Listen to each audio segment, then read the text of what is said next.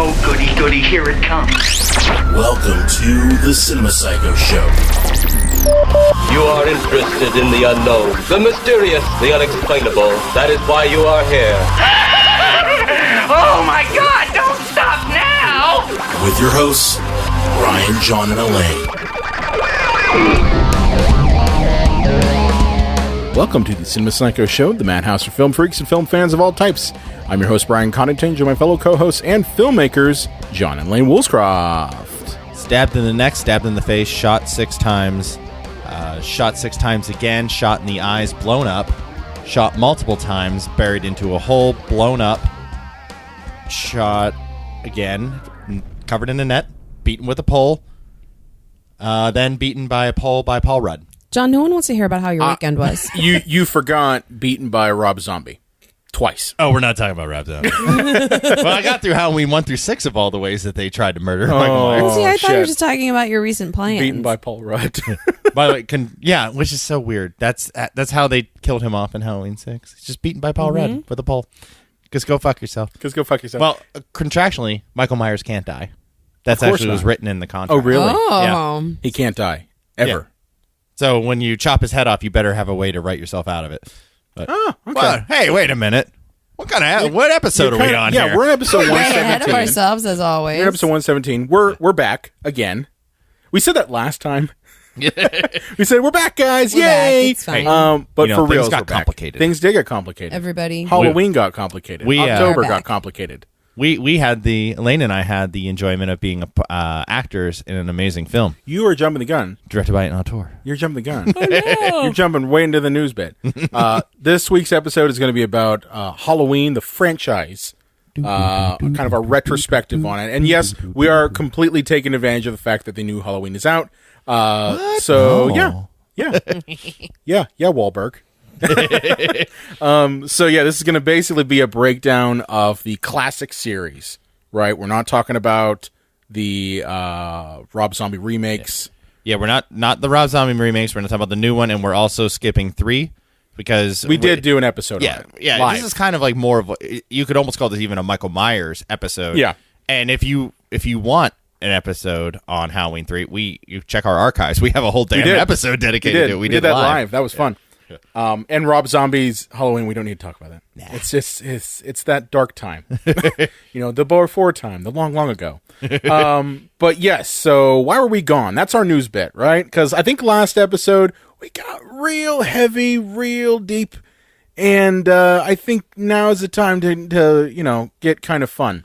We got a little hot and heavy, although We we didn't seem to lose too many people with that. So maybe we should freak out every episode. Maybe we should. Freak out. Oh yeah. Your wrestling reference right there. There we go. But yeah, Getting it out early. so why were we absent for a little spell there?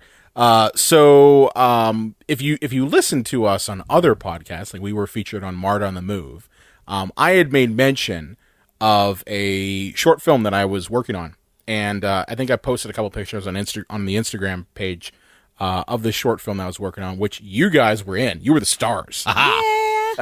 Well, the Autumn people were the stars. Let's be but fair. you guys were serious you had to screen have your head time. cut off. Yes. Yeah, and you put it Thankfully, back you on. were able to put it back on. I was yeah. able to reattach it. It was nice of you. Basically, the short film was for a fantastic group of performers that, the core group of it's in Pittsburgh, but they recruited people from all over the country. The show was called the Atrocity Exhibition in their 10th year, and I've been making films for them for about 8 of those 10. And this was the last one, the finale, and I had to go big. So I crafted this story. I wrote the script, casted you guys. We shot the movie in my house, and also in a cornfield until 3 o'clock in the morning one day. It was fun. Well, Lane and I were able to leave it too. You guys were able to leave it too. True. You guys were there. You and Tim were there for. We were there until the 3. GP were there rough. for another Yes. hour and a half. So, it was a hell of an experience. It nearly killed me. The amount of work that went into it, and ultimately it came out and it blew people away. I was blown away by the reception to it, and it was bittersweet because that festival basically was the thing that got me to make a movie every year. So I've been making short films for about 8 years, not including the documentary that I made. But it was bittersweet to see it end. So, Well, Yeah, we'll just have end of to an era. find an excuse to make, a film next fall. That's what I told that's what I told Tim, my director of photography. I was like, so we're gonna make another one of these, another short next year because we have to. And you guys are fantastic actors in it. Do you want to speak to kind of what it was like me directing you, Well, sitting in front of you? just Drinking my coffee. real quickly before I jump into that, the fun things about making an independent film that you don't think about, if this was a major Hollywood production, there's a scene where Lane drops a pumpkin, and they would have like 80 pumpkins, in all kinds of different shades and forms. There was a point where I was lying on the ground catching the pumpkin as she dropped it because Yes. we still needed a shot where it breaks. Yep. And, in case like... Well, we didn't need that shot in there. I added it in there because I was like, I was doing the edit, and I was like, yeah, it needs that shot. But we filmed that thing in slow-mo. Yeah. And that pumpkin, oh man, that pumpkin was right by the time that it crashed too. Yeah, it was like a satisfying crash, though. It wasn't soft because you soaked it in bleach for 8 hours. did. Well done, you. Thank you. But yeah, it was... That was my first time preserving a pumpkin.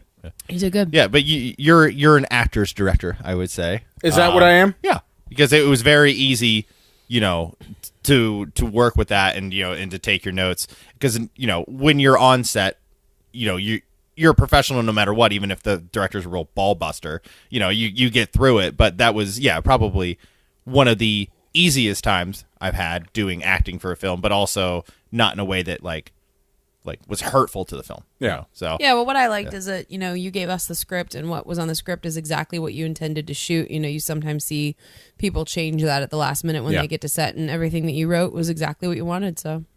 Or it could be like Halloween 5 where they went into production without a script. Oh. But we'll get There's there. also that. We'll We're get there. getting there. We're We're still getting talking there. about this.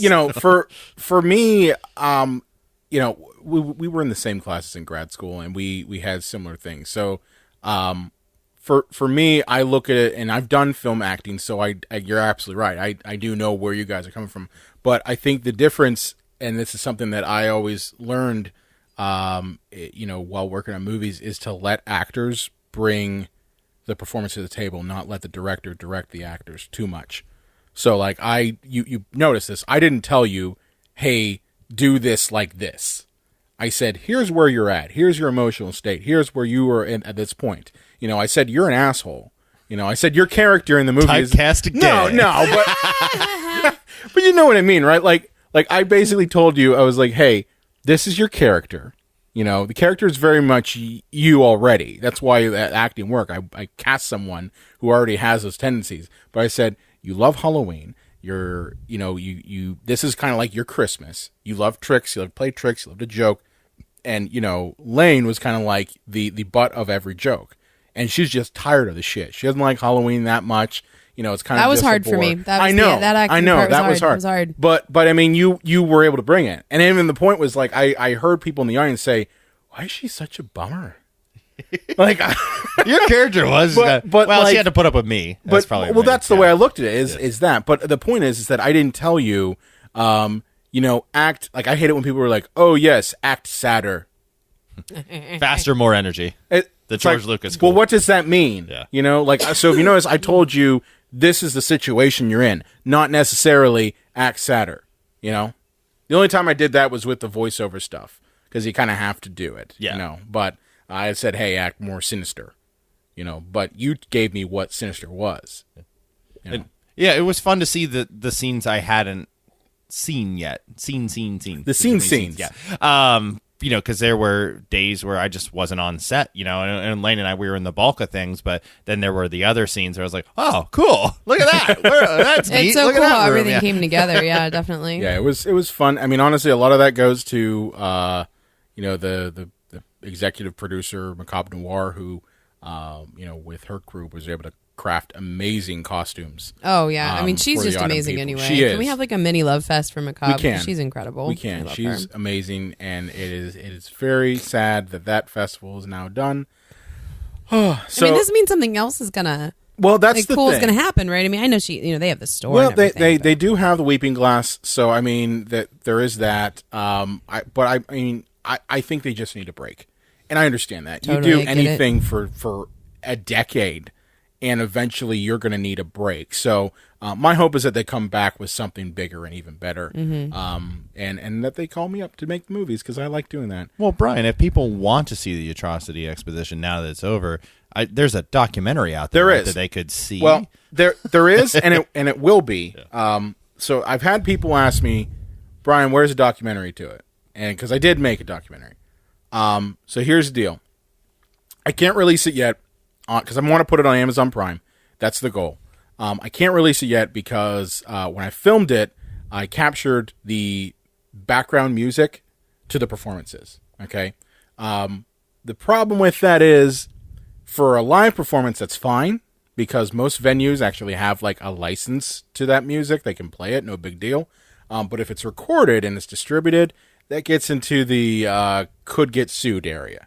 So what I need to do, and this is something that's going to come out, I mentioned this a couple episodes back, but life gets in the way. But I'm going to do an Indiegogo, which is funny. Since we did Badmouth. I'm going to do an Indiegogo. I don't remember that. I don't remember that, not at all.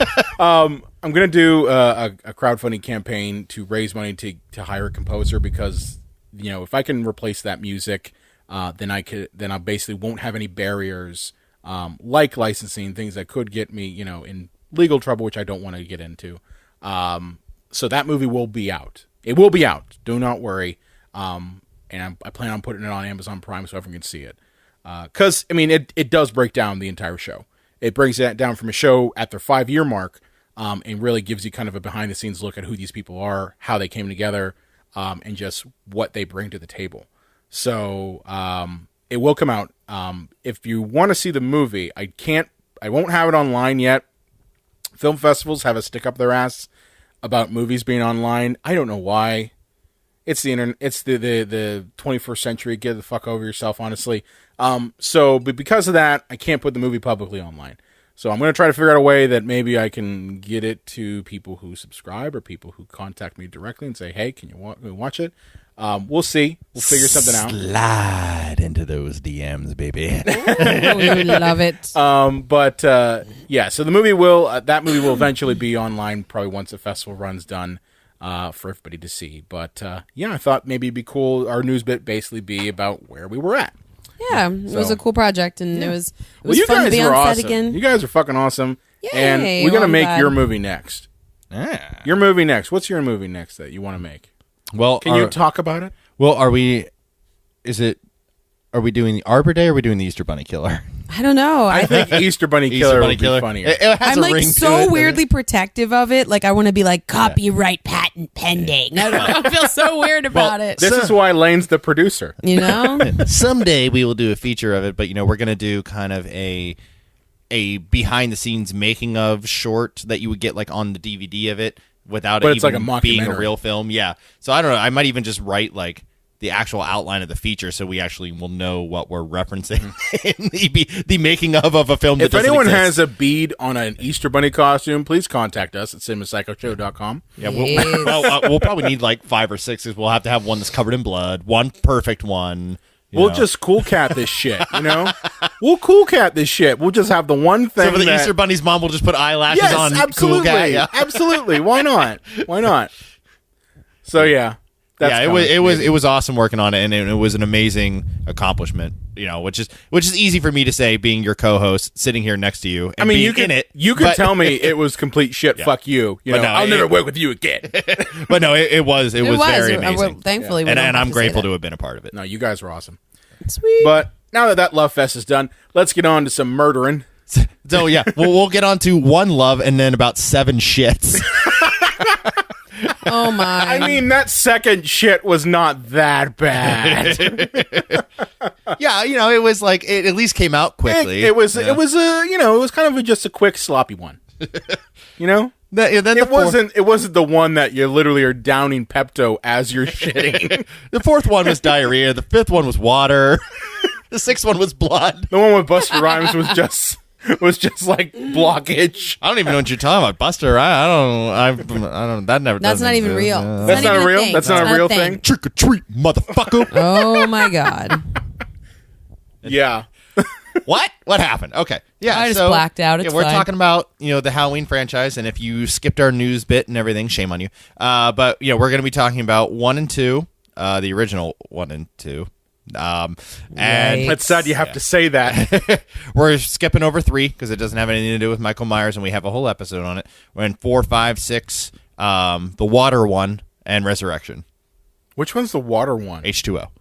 Oh, you yeah. son of a bitch. Water 20 years later. Oh, You yeah. are such a bitch. You're such an asshole. Hydrogen and oxygen 20 years later. Wow. That's so bad. Although, I mean, the tagline for that was brilliant, though. Blood is thicker than water. That's so fucking dumb. What? So You knew that at that point they were just throwing anything that sticks. So Halloween, I feel is without a doubt a cinematic classic, not just in the horror genre, but in general. I first saw it, and we talked about this a little bit on the slasher episode where my grocery store had a video rental place inside of it, and they had a wall video for just horror film. And the first one I picked up was Halloween. It's like one of the granddaddies, and I fell in love with the movie from there. And then, unfortunately, I saw other movies like Friday the 13th, and I was like, well, this isn't as good. But once you get to Nightmare on Elm Street, you're just like, what? Halloween? Yeah. What? Yeah. But it was, some people have said it was before Halloween and after Halloween. It kind of set the benchmark for slashers and really the change in horror movies kind of in general, which if you want more information on slashers, check out our last episode. And if you already listened to it, listen to it again. It helps our numbers. But Lane, when was the first time you saw Halloween? I was in the 7th grade. I was at a sleepover at my friend.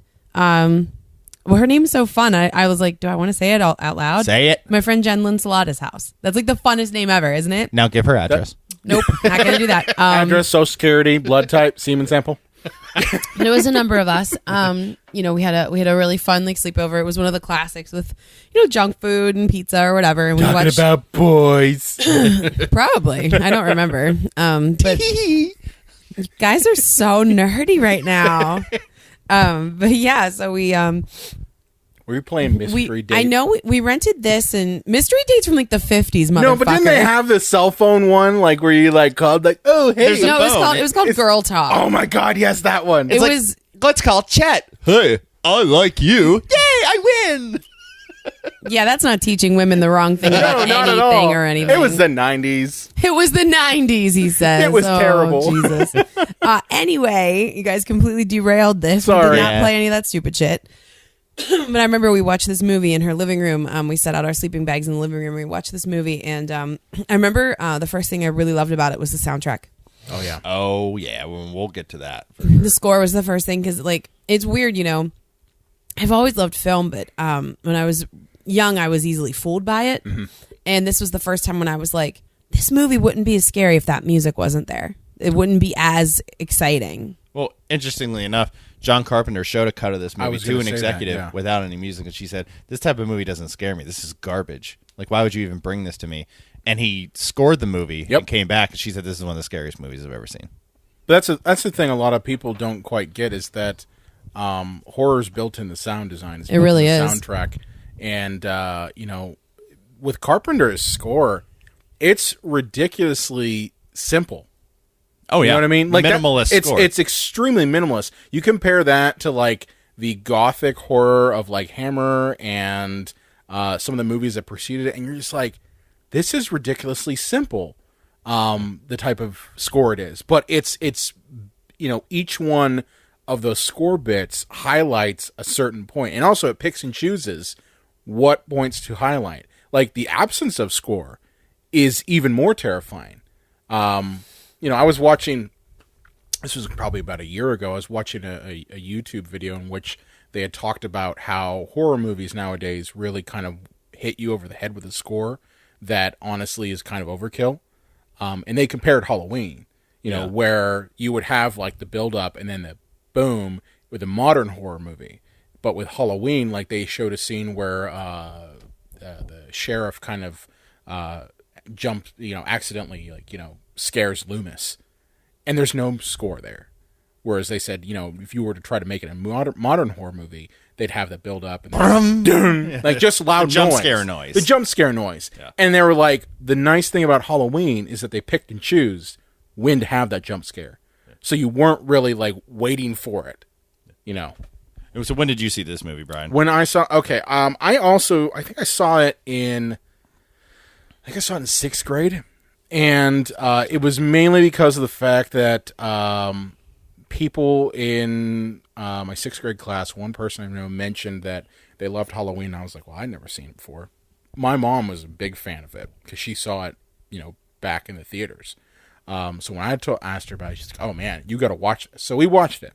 And I'll be the first one to say, I respect Halloween for what it did for horror, but I'm not a big fan of the franchise as a whole. I never really got into Michael Myers. My wife is a huge Halloween fan. She loves Michael Myers to the point where when she told me how she hates the third one because of the fact the whole time she was watching the movie, she was waiting for Michael Myers to show up. Oh, the third one's so great, though. Yes. I know. I said if they called it Season of the Witch and didn't call it Halloween, it would be actually probably a good movie. Yeah. But she's like, the whole time sitting there, I'm waiting for Michael Myers to show up, and he never shows up, which is the same thing that happened to me when I saw the third one. But she loves Halloween. I find my favorites are in the monsters that have more personality, and Michael Myers has always been kind of like Jason in that there really isn't a whole lot of personality there. So I really never was able to gravitate to them. But I do respect it for what it is. Yeah. And, that was one of the first times you kind of got that faceless killer. Yeah. And you had it with certain movies like Black Christmas and, Psycho had it to a degree. Right. But not to the point where it's like devoid of anything, just a force of nature, And so how do we get to Halloween? Well, John Carpenter went to USC Film School. Right after he finished, he raised $30,000 to fund Dark Star, which was his student thesis film into a full-length major motion picture. This caught the eye of a producer who hired him to direct Assault on Precinct 13. Which has had a remake. Yeah. I wonder how many of his movies now have had remakes, but they haven't remade They Live yet, and I hope to God they don't. Yeah. And then Erwin Yablum fell in love with Precinct 13 and wanted to work with John Carpenter, and he came up with the idea of killer stalking babysitters because, according to him, babysitters, that's something any young woman across the country can relate to.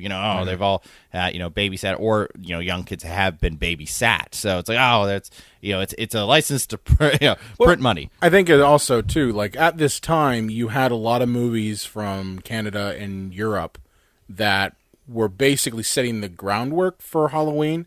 Yeah. Like a lot of the Giallo films of Argento and people like that, they were making these types of movies where the point of view was from the killer. Yeah. You look at Suspiria and Opera and those types of movies, they're all like point of view of the killer. So it's kind of like, and Carpenter, I think, pulled from those elements, pulled from things like Black Christmas, pulled from things like the Argento movies. Absolutely. To make Halloween. And he asked Carpenter how much he thought he could make the movie for, and Carpenter just threw out $300,000. He said, if you can make it for that amount, I'll find a way to get the money. And Carpenter also had another rule that he got final cut and his name above the title, which for essentially a first-time director, unless you count Assault on Precinct 13, which only played in so many places, got more of a life on home video. Like, it was pretty ballsy. That's very ballsy. I want my name, nobody knows who I am, but above the title, and to demand smart. Final cut like he's Orson fucking Welles. Well, I mean, he was smart. Let's be honest here. He was at least smart enough to know that, hey, I can craft something that's going to blow people out of the water that they haven't seen before, and why not put your name on the top of it? So he was smart. Well, it's interesting because this is not the kind of movie that John Carpenter wanted to make. Like he always fancied himself kind of like a studio assistant director. Like he wished he could have time traveled back to the 40s and worked on big studio lots and did epic westerns and stuff like that. Really? Yeah. So they kind of introduced this to him, and he's like, "Well, it's a gig. I get to direct." He needed movie. money. Yeah. So it's not like his brainchild. Like, oh, I've always wanted to make this. Like John Singleton and like Boys in the Hood. Had this script that he carried around everywhere. No, he just kind of lucked into it. And Yablom went to Mustafa Akkad, whose name's going to come up quite a bit in this episode. Oh, Mustafa And Akkad. Mustafa gave him the $300,000 and said, make the movie, make me some money. I think he was also behind Superman as well, right? Mm-hmm. Yeah, Mustafa Akkad. Yeah. He was behind the Superman movies. And then Carpenter brought in Deborah Hill, his girlfriend at the time, who was at that point basically just a script supervisor, had done some editing, to be the producer and the second unit director. Oh, wow. And she actually wrote the first draft of the script as well, of the first draft of The Babysitter Murders. And then That's the original title, right? That was the original title, yeah. And it was focused all on the three women and Michael. And then John Carpenter got it, and he's the one that put Loomis into the movie. Oh, Which, interesting. for all of you film buffs, Sam Loomis is actually the name of the character in Psycho. Really? Yep. And that's actually Lee Brackett was the writer of Rio Bravo. That's Sheriff Brackett. So that was pulled from there. That's and one of the guys that gave John Carpenter his first shot on Assault on Precinct 13's name was Michael Myers. Okay. So that was his homage to him. Wow. I'm going to make you a serial killer in a movie. But yeah, together they formed the script, and then basically the rest is history. Now this is as indie as it gets, but they were able to get some name talent. I mean, Obviously. Donald Pleasance being the big one. Right, yeah, that was the big Yeah. coup, because everybody else is pretty much unknown. Jamie Lee Curtis, some people knew was the daughter of Janet Leigh. Mm-hmm. And then PJ Souls had a couple of credits. Some people She had might done have seen Carrie. She had done Rock and Roll High School. Rock and Roll High School came right after. It was right after. Right after, yeah. yeah. So I know that Carrie came out in '76. Mm-hmm. So yeah, she had a little bit. She of had name a little bit of name recognition, recognition. and then everybody else is basically unknown in the movie. Before we kind of get into the good parts, something that's always bothered me about Halloween, and I come from a place where I love the movie. It seems like two movies to me. It seems like random guy escapes an insane asylum and kills people without reason. And that's the terrifyingness of it. He's just some guy who's crazy, and it could be, what's that weird noise you hear when you're babysitting? Right. What if maybe it's a crazy guy in a lifeless mask who's just here to kill me because he's crazy? And it's just, what a horrible thing of happenstance, of chance. Right. And then there's Sam Loomis's role in the movie, who basically says this guy is a walking embodiment of evil. Mm-hmm. That he's otherworldly, that he's the most dangerous thing in the world. And then at the end of the movie, when he gets shot and he disappears, Loomis has this look like, I knew this would happen, because he is like basically the devil. Well, what is it? Is he just some random guy who escaped an insane asylum and killed people like a cat to a mouse? Mm-hmm. Or is he the living embodiment of evil? I feel there's almost two stories fighting each other. That sort of thing never quite made sense. And I think they kind of, they dragged that stuff in the sequels too. Yeah. Because, at least with Jason, you always got the idea that Jason was not mortal, Yeah. And they even said that in Freddy vs. Jason, you can't die. So they explained that he's not a human being anymore. He's basically an evil incarnate. With Michael Myers, you never got that supernatural element to it. It was always supposed to kind of be grounded in some semblance of reality. Yeah. That's why whenever he was like, oh, you shoot him, he doesn't die. You blow him up, he doesn't die. You stab him, you cut off his head, he doesn't die. That never quite made any sense to me. I was like, it always was. I've always felt there was a problem with the series. Was like they were like, oh well, he's based in reality. He could be that noise you hear at night, but at the same time, he's somehow supernatural. Yeah, pick one. Well, the problem with the end of the movie too is that he's supposed to be the embodiment of the boogeyman. He's supposed to be, the fear we all have, the evil in the air, kind of similar to the end of Exorcist, when he falls, out of the window and then the demon is in the air, it's back out in the world. So the ending is metaphorical. Obviously, it leaves itself open for a sequel, but nobody wanted to make one. They didn't want to make a sequel. Yeah. The ending, ironically enough, they didn't want to make a sequel. Yeah, the ending is kind of, it's why you hear him breathing throughout the house. Is kind of metaphorical. He's still out there, maybe not even Michael Myers, but the boogeyman is still out there. Yeah.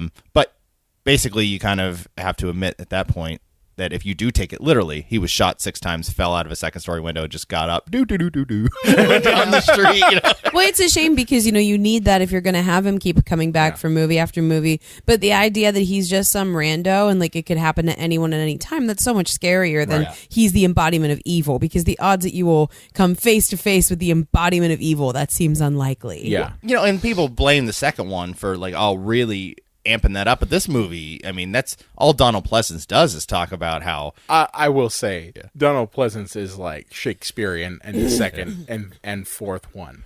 Oh. Like, it's ridiculous. Well, I'm kind of like, I was watching the fourth one, I'm just like, we don't need to hear another Shakespearean speech about evil, Donald, okay? How dare you? I'll listen to all the speeches. His lifeless eyes. Staring at the wall, staring through the wall for this night. Death has come to your small town. Why did you wait 10 years, Michael? Yeah. Why did you wait? Just take, if you need to kill another victim, kill me. It's like, come on, man. Well, in preparation for this show, I watched 4, 5, and 6 first. Like, those are the ones I revisited first. And then I went back and watched 1 and 2. And it's actually amazing how subdued his performance is in the first one. By the fifth one, he's just unhinged. He is just a madman, shaking kids. Where's Michael? Like shaking a 9-year-old girl who's mute. Dude, calm down. First off, I don't even think you work here. You're not related to her. I gotta say here, Sam Loomis is the worst psychiatrist of all time. Can we all agree to that? I think he is the worst psychiatrist of all time. I think that the minute you're trying to kill your gave up patients, the Hippocratic Oath. Oh yeah, it's gone years ago. The minute he's killing people, like in the sequels, he pulls a gun out on a kid in a Michael Myers mask. Yeah. Okay. Like, he just like fucking pulls a gun out. It's like, dude, you need to calm down a bit. Okay. Yeah, well, that mask is for sale at the hardware store, so there are gonna be hundreds of kids wearing that mask. And Loomis is just like, fucking shoot them all. You don't know which one it's gonna be him. But I gotta say, worst psychiatrist ever. Well, you know what? He killed his parents, but I couldn't get through him, so he's the embodiment of evil. Let's kill the motherfucker. Like, that's like, Jesus Christ, man. Like, how does he go back to work on Monday? It's like, hey, that one patient I was obsessed with? I shot him. I shot him, and I burned him alive.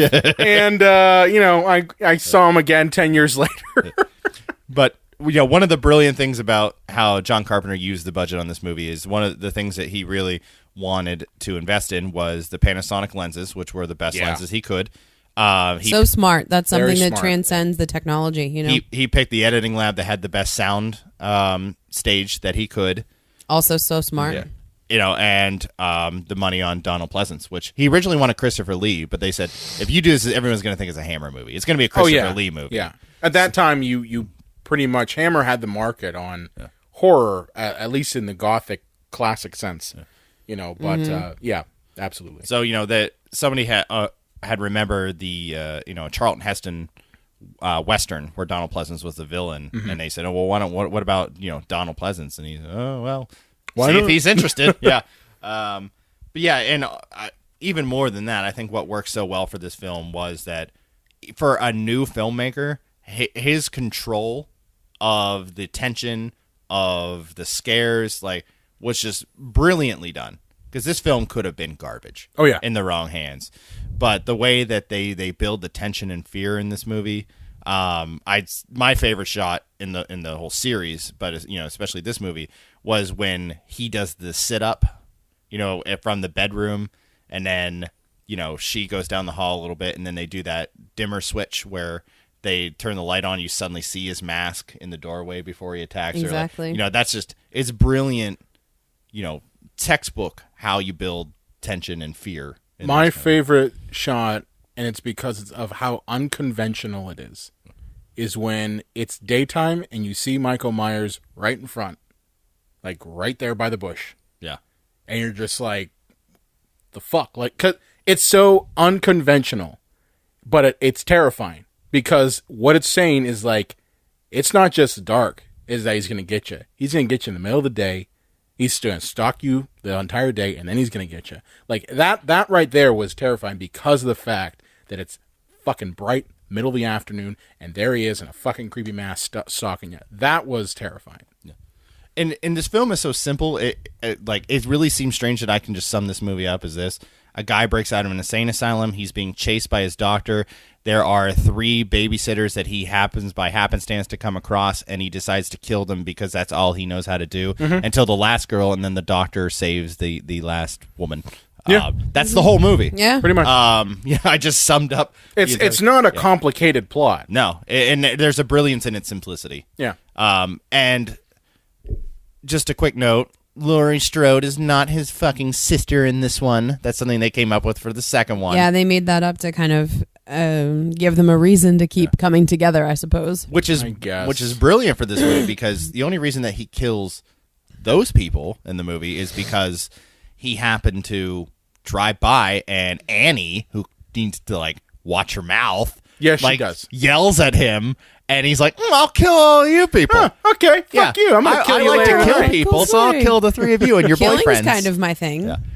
And we forget that the body count is actually very low in this movie. Yeah, there's like 4. It's boyfriends and he kills Annie. He kills PJ Souls and her boyfriend. Yeah. That's it. Just the 3. That's it. Yeah. Yeah, so yeah. It's only 3 kills in this thing. 3 kills. Yeah, that's it. The legendary Michael Myers. He only killed 3 people. But and I always say like, oh well, if anybody likes to retroactive continuity this and say, oh, they were siblings all the time, why the fuck did he spend all this time killing all the other people? And the only reason he went after Laurie is because she went to the house he was already in killing people. Yeah. Maybe because they're not siblings. And that's dumb. Oh no. I think that was because of the fact that you had like Empire Strikes Back come out around that time, so they're all like trying to get that whole like Luke, I am your father bullshit. Yeah. Because like the main villain at that time was Darth Vader, so it's like, oh yeah, the hero and the villain, they're related. So it's like, I think that's what they were doing. I could see that, Brian, for sure. Well, part of it I always thought was, other than the fact that John Carpenter was drunk every night that he was writing this because he didn't want to do it. But it was the only way he could get the fog made. Oh, man. Was that if he gave them a script for Halloween 2, was that you have to have a reason, because you want to bring Jamie Lee Curtis back for the second Yeah, one. of course. You have to have a reason that he's still chasing after this person. And if it's just random attacks of people, why would he give a fuck? Okay, I lost that one. I'm just going to go into another house and kill somebody. Yeah, exactly. The reason he's going after her is they're related. It's a cop-out to explain why the killer's still hunting the woman after she's been taken to the hospital. Right. But yeah, it's kind of a double-edged sword with the ending, like I said, because it's a brilliant metaphor, but people take movies very literally. So the idea is like, oh, well, he's still out there, so the story, must continue. Mm-hmm. But before we get to Halloween 2, this film initially was a bomb. Really? Yeah. Wow. And something we need to keep in mind about how movies play in theaters, like the new Marvel movie plays in 5,000 theaters across the country on the same day. So I could go to a movie here in Pittsburgh, somebody in Tucson, at the same goddamn time. Wide And like, hey, what did you think of the movie, Mr. Person in Tucson? They say, who the hell is this? Stop messaging me. Stop sending me penises. Anyways. What? What? Do what? I just blacked out People a from little. Tucson are sending you penises? Sorry, No, Sharon in Tucson. Oh, my God, John. No, but this movie would play in Los Angeles, and then it would play in San Diego, and then it would, and it would go across the country that way in spurts of time. And the initial reviews were terrible. And John Carpenter actually took this to USC, and one of the students said, "Why would you're a student here. You were a student of film. Why would you make this movie?" Oh. Didn't he walk out? Well, yeah. too? And he's like, why would you make such garbage horror trite like this? And John Carpenter just walked out. Garbage horror trite. Fuck you. Well, it's interesting. Like, film school has back, I think then, like, the snobbiness. No, they still of do. It. Well, I mean, it does, yeah. I mean, we ran into... We all ran into the twa. We all did our own twawing. But the film twats. But, this type of movie made, some people say, I want to go to film school to make Halloween, not to make some art house movie about, cowboys eating pudding in black and white, Right. It always goes back to cowboys eating pudding. But then, Brian, your best friend is the reason that this film probably exists today. Oh, God. Roger Ebert gave it a 4-star review, and that actually opened the floodgates, and then people started going and seeing this movie in droves. Interesting. fine. Fine. He's like, you know Then what? you know what? I'm gonna let him have one. He should have remembered that when he started bashing every horror movie that this movie unleashed. Right? Yeah. You know, because ultimately it's his fault. There you go. You could say that. It's Yeah. your fault, fucker. But, then this film went from being a bomb to the highest grossing independent film of all time until Ninja Turtles, and then that was replaced by Blair Witch, and then I don't have it after that. I don't know what replaced Blair Witch. That's I'm sure okay. something did. It's all right. But, yeah, so Paranormal the movie Activity. was a huge success, so obviously sequel time. And that was uncommon back then. Oh, yeah. We think now it's like, there's 15 Saw movies and For 135 horror, Friday 13th. you really didn't have that. I mean, Hammer did that sort of stuff. Yeah. You know, the Universal Monster movies. But not even that much. Yeah, but I mean, really, it wasn't that common around this time to do sequels to horror movies. Yeah. It was just kind of like, okay, fine, we're going to do another Dracula movie, but it's not going to be at all related to any of this stuff. It's not going to be any tie-ins to it. You might get Christopher Lee as Dracula again, but it's going to be Dracula 1976 or something like that. Yeah. I think it was 73, not 76, but Well, get it right, Brian, or you'll get an actually in the comments. Actually, Actually, it was 1973. But it was uncommon. and it takes place like right after. That was crazy. Yeah. Like I was watching Halloween 2 today to kind of get ready for this, and I was like, holy crap, they're like coming right off the rails. They're not even like skipping a beat. Nope. Yep. Well, and it's so funny if you watch these like back to back. Like at the end of the first one, Donald Pleasance is like so subdued, and he's kind of looking so thoughtfully off, and then this one is he's just fucking unhinged right up there. I shot him 6 times. Like He running starts around, at a 10. covered in blood. There's nowhere for him to go. I shot him. I put 6 slugs in him, and he's still walking around. It's like, dude, calm down. And you might wonder, why did his performance start to hurt? Well, because Rick Rosenthal is a bit of a hack fraud. I'm not sure. Oh, come on. Shots fired. Well, he did Halloween Resurrection too, guys. Oh, really? Yeah. Okay, then yeah, he is. That's He fair. cast then. I was Tyra going to Banks. give him credit because of the fact that he basically was the director that no one really wanted. Yeah.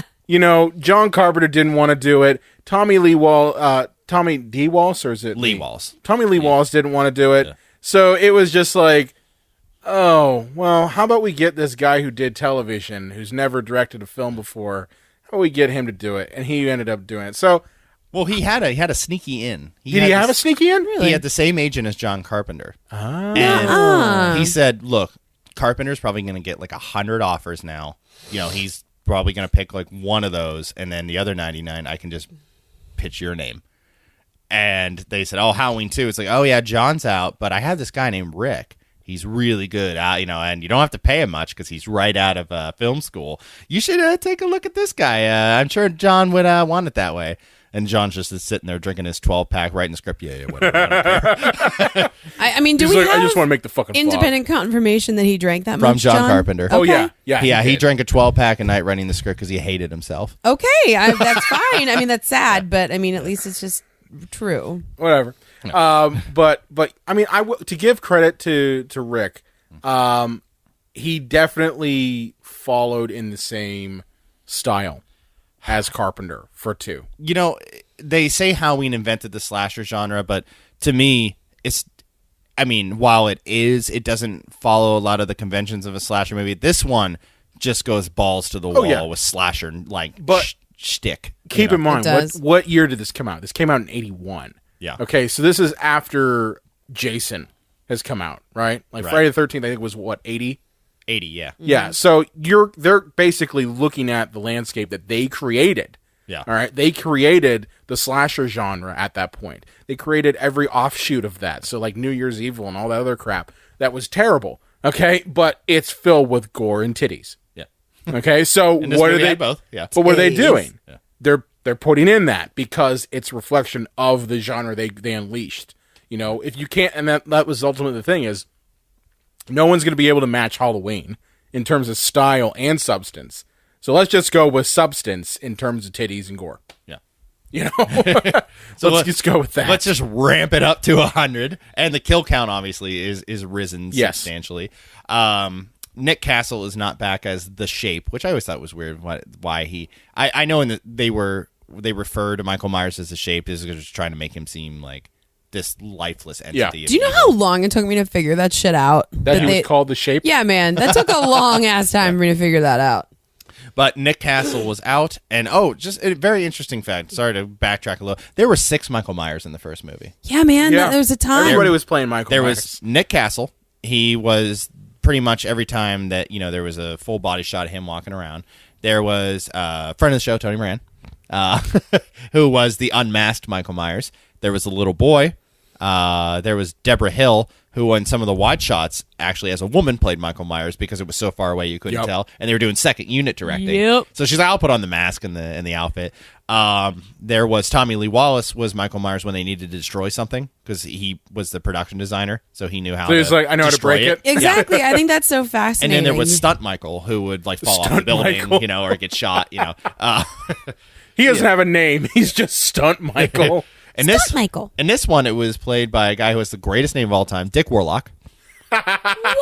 That's not real. Yes, that's his name. That's either the greatest name of all time or it is the greatest pornographer name of all time. Like the greatest porn star name of all time. His porn name would have to be Joe Smith, right? He'd go the other way. No, Yeah, just Warlock it's true. Dick. Yeah, Warlock Dick. All Halloween themed pornos. But he got the role by wearing the mask into. He grabbed it off of the table and wore it into the thing, and they were all freaked out because he wouldn't answer them. And after like 10 long minutes, he just took the mask off and said, "Oh, I got the part." I'm like, okay. Yeah, you're scary as shit. But what So helped maybe. with this movie is he was a stunt guy. Yeah. So Yeah. they had one guy, a jack of all trades.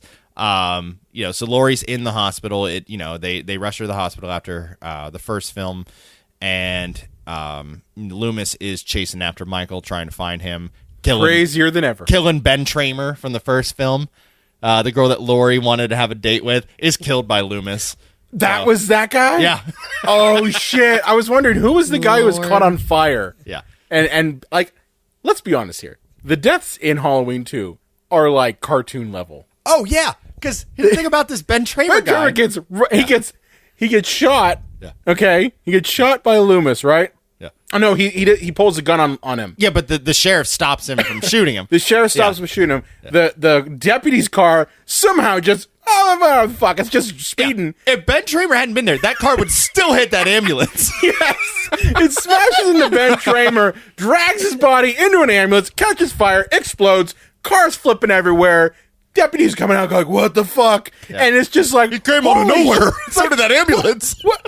What the hell? Like, how did that jump to 11 in terms of action? Meanwhile, Loomis is just like, oh, fuck, now I have to use the dental records. No, he's just doesn't like, care. he's just like, is he dead? Is he dead? And it's like, dude, calm down. It's like, you know what, Settle Loomis, it. why don't you go home? You're out of control. But yeah, they Tramer. hey, Laurie, not only did all your best friends die and stuff, and this guy has been chasing you, and you'll be haunted with that the rest of your life, Ben Tramer's dead, too. Good job. Yeah. Good job. Yeah, Pizza Face over there with the egg on the side of his face. Yeah, he's the one That's that... Freddy Krueger. Yeah. Holy shit right there. But yeah, and, there's not much to say about this film, because it is just a continuation as an excuse to have graphic murders. Very graphic. Like, there's not really much of a plot to this movie other than it's a continuation of the first movie. And, he's just after her and kills everybody in the hospital, and then she gets away. And you could clearly tell that they were looking to end the whole Michael Myers thing here. Yeah. Because, and this is something they forget about in the future movies, she shoots him in the eyeballs. Which, Oh, yeah, he should be blind. I was, well, no, not more than just that, he should be dead. Like, Well, yeah. like bullets don't just stop at the eyeball and just say, bing, okay, we're done. Yeah. They go through your brain Yeah. at that point. And he got shot twice in the eyeballs. Yeah. Like, when I watched it, I was like, how is he able to slice around in air? Yeah. Like he just got shot with BB guns. And she's Like got, you just don't care. and she's got herself a Colt Peacemaker there. You know what I mean? That thing will blow out the back of your head. That's packing some heat there. But I was like, why is he moving around? He should not be moving around at this point. Yeah. But He should be dead. He should be fucking dead. But they're just like, oh, well, he's bleeding tears from his eyes because his sister shot him. Oh, Jesus. Because that's what they were thinking, right? Like, oh, this is all artsy film, like he's bleeding eye tears.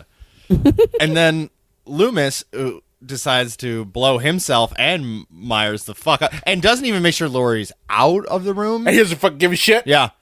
Which I thought was kind of weird because there's a few ways to take this. One of them could be that it was like a Frankenstein, Dr. Frankenstein and his monster. Yeah. But he didn't make Myers. Myers was how he was. You could also see it as... Again, he's the worst psychiatrist of all time. So you could see it as a Moby Dick kind of thing, and that's his white whale. But like he wasn't chasing him out of hubris. He was doing it to protect the town. So why did... I don't understand why Loomis has to die. I'm sorry. Yeah. When you say he's trying to protect the town... By killing Ben Tramer. That boy was a menace. I was going to say, like, great job, Loomis. You protected the town by killing a teenager. Tons of people. Pulling your gun out on people in Michael Myers masks. Yeah. Meanwhile, there were kids on the street. He's just whipping his gun out, wants to fire randomly into the air. But yeah, so I don't understand why he has to die with Myers. But yeah, they blew him up and then he burned to death. Well, you're missing a lot of stuff here. Oh no, we're not done. Okay. I mean, I know I'm talking about the ending, but they kill off Myers and that. But this is a movie where we get the idea that Michael and Laurie are siblings, which I know we and they really ham-fisted that sucker in there too. Yeah. Like they started doing like flashbacks, and then coincidentally towards the third act, that's when plot device shows up. Yeah, the Loomis's boss shows up. Yeah. And basically says, "Oh, we had a sealed thing from the governor, and oh man, we had to open it because of the murder." It's like, okay, this is great plot device. Yeah. It basically says, "Oh, well, Laurie Strode is really Michael Myers' sister, and she had to be adopted by the Strode family, and it was sealed to protect her." It's like, okay, yeah, sure, but they never explain why he's going after his family members. No, they don't. Okay, well, he's going after her. It's like it's one of those. Wait, what? Moments. He didn't like. I think he only killed his sister, right? Like he didn't kill Judith. He didn't kill his mom and dad. No. So what is it? Just like he doesn't like that? That part never made any sense. It's like, well, like where does he end? Does he go kill his cousins? Yeah, I didn't get that. That guy at the family reunion. I didn't get that. I was like, well, the parents aren't dead. Like at least as far as I know, they aren't dead. I mean, they never really are mentioned at all after the fact. They're just like, oh, that's the Myers house, blah, blah, blah. Yeah. But, I mean, they never mentioned that the parents were killed. Yeah. So it didn't make any sense. Yeah. So, like I said, it's one of those, wait, what? Moments where it seems like it makes sense until you actually think about it. There's a lot of weird things with this movie. Yeah. Like, one, and I mentioned this before the show, Jamie Lee Curtis apparently, within the 5 seconds of Halloween 1 ending and Halloween 2 starting, had a makeup job done and hair done that lasted through the entire movie of Halloween 2. Well, the hair is easy enough because it's a wig. Okay, I didn't know that because I'm watching. I'm just going like, she got real pretty, real fast, between movies. Yeah, like typically when they do movies like this. When it's like a direct thing, they try to keep everything kind of consistent. Yeah. Because the audience is going to pick up on that. But that was one thing I'm just like, wow, her hair got real nice, real fast. That, and I mean, you do have a really like bizarre love interest thing put in with Jimmy, the ambulance driver, who looks like Horseshack from Welcome Back, Kotter. Here's the thing. I think he was in Last Starfighter. Yes, that was the guy from Last Starfighter. So I'm like, that's a quintessential 80s actor. Well, that was also Carpenter, which he has his group of actors. Last Starfighter was Carpenter? Or no, I'm sorry, I'm thinking of Starman. Which, You're thinking of Starman, no. Blah. Hold for editing? No, I'm just kidding. No. Yeah, but I was like, that guy's a quintessential 80s actor, and he's in this, but didn't make much sense. So, in terms of his slasher movie, like, it knocks itself out of the park, but... Rick didn't want that. Yeah. The director, Rick Rosenthal, right? Yeah. He said that he did not want to have as much violence that was put in there. Apparently, that was Carpenter. because Carpenter viewed it as, hey, the market is slasher, so gore and titties, so that's what he put in. If you can get the gore on them titties, then that's what we call a double rainbow. I really hope someone's playing a drinking game to titties in this episode. Titties. There you go. I don't think you don't actually see titties for the rest of the series. Just this one. You sure? I'm pretty sure. You sure? It's only 1 and 2. PJ Soul's titties. Yeah. And then that nurse's titties. Hot tub titties. I'm Hot not tub I'm not titties. sure we have to keep saying the word, guys. I mean, Well, we are doing a drinking game here, okay? Oh, okay. Hey, the Roll Tide blonde in the fourth one, she almost shows her titties, but then they just cut it. have I ever mentioned how yucky it is that you call someone Roll Tide when they're attractive? Rolls. It's real yucky. Just so you know. Roll Tide? Blame friend of the show, Conrad Thompson, for that one. Oh, God. Rumor and innuendo is it that he is behind that. So he can chat you up on that one. Well, he's yucky too then. But yeah, so the only titties. Where were we? Really? Okay, yeah. Interesting. I didn't know that. But yeah, it's why we have the scene at the beginning of the movie where he goes and kills that random girl who's just talking on the phone when Michael is just prowling the neighborhood because he's been shot 6 times and needs to go grab a sandwich, have a dumpski, maybe get some water. I thought I'd raid your fridge. Yeah. I just got shot with 6 slugs, so, and feeling a little light. So that's why he kills, that person right there, because it's like, well, we just need to up the gore count and the body count, which is it's just completely unnecessary to the movie. Yeah. But something can we talk quickly about the mask? How it is, we can talk about the mask as long as you want. All right. Good. Next 6 hours. No. We'll talk about the differences between the masks, by movie. But this one is, and a lot of people don't know this, is technically the mask from the first movie. Yeah. And it looks completely different. The reason it looks different is because they didn't think they were going to make a sequel. Fun story. So Deborah Hill took the mask home, threw it under her bed, and she's a heavy smoker, so it turned yellow. Oh, shit. Really? Yep. Don't smoke, kids. It also warped a little bit, and Dick Warlock's head is bigger than Nick Castle's. So it kind of stretched and fit awkwardly. I actually like the second.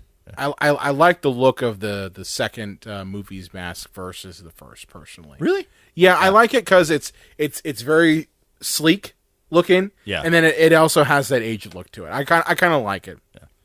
But that's why it's moments later, but the mask looks completely new. But that is upsetting though, because it's supposed to be moments later, and all of a sudden the mask is completely fucked up. Like, what did Michael do in the interim there? Jamie Lee Curtis has shiny new hair. That's what I'm saying. Yeah. She's got shiny new hair. Donald Pleasance has gone unhinged. Nowhere near as what he will Seriously, be. he starts the movie at a 10, guys. I'm saying it. You don't know what death is. No, ask Ben Tramer. He knows what death is. I don't even feel like you guys are that sorry that Ben is dead. You're just laughing. No, we are pointing out how sad it I is am that Ben pointing Tramer out died. that Sam Loomis is the real villain of the Halloween movie. Don't buy it. Well, in Halloween 5, not to jump ahead, but when he's beating Michael Myers and then falls on top of him, and he knew he was out of the shot, he whispers to the actor playing Michael Myers, he's like, I finally figured this out. I beat you for years. That's great. But so, Halloween 2, like I said, it is a fine slasher movie. It can't hold a candle to the first one. No. And it's always going to be even more directly compared, not just because of the sequel, but because it's supposed to be the following minutes up to the rest of the night. Excuse me, everybody. But then, the franchise is over in terms of Michael Myers, and they're going to do an anthology series. Yep. Until Halloween 3 bites it in the balls at the box office. In the balls, good one. And so Mustafa Akkad says, well, fuck that. Let's bring Michael back. Yep. And we get Halloween 4, which I had forgotten how stupid this movie is. It really is. Dude. It's not okay with me. This is 1988, so this is 10 years, since the first one. And Michael Myers, they have to write themselves out of a corner that he was shot in the eyeballs and blown up. And Loomis, too. Yeah. For how long he was on fire? Like, his skin's gone. It went to the bone. There is no skin. Yeah. He's Freddy at that point. That's what I'm saying. Even that, if that, I think it just enveloped him, and all he is a pile of goo. Ew. But he's lasagna at that point. Yeah. But for some reason, on a stormy night near Halloween, they decide they're going to move Michael Myers' comatose body. Yes. He's wrapped in bandages. But he's a man about town. That sounds like a smart idea. You know, this guy already broke out once. Yeah. Survived 6 slugs. Well, their theory is, oh, well, he's just a human being and he's in a coma and will never walk again.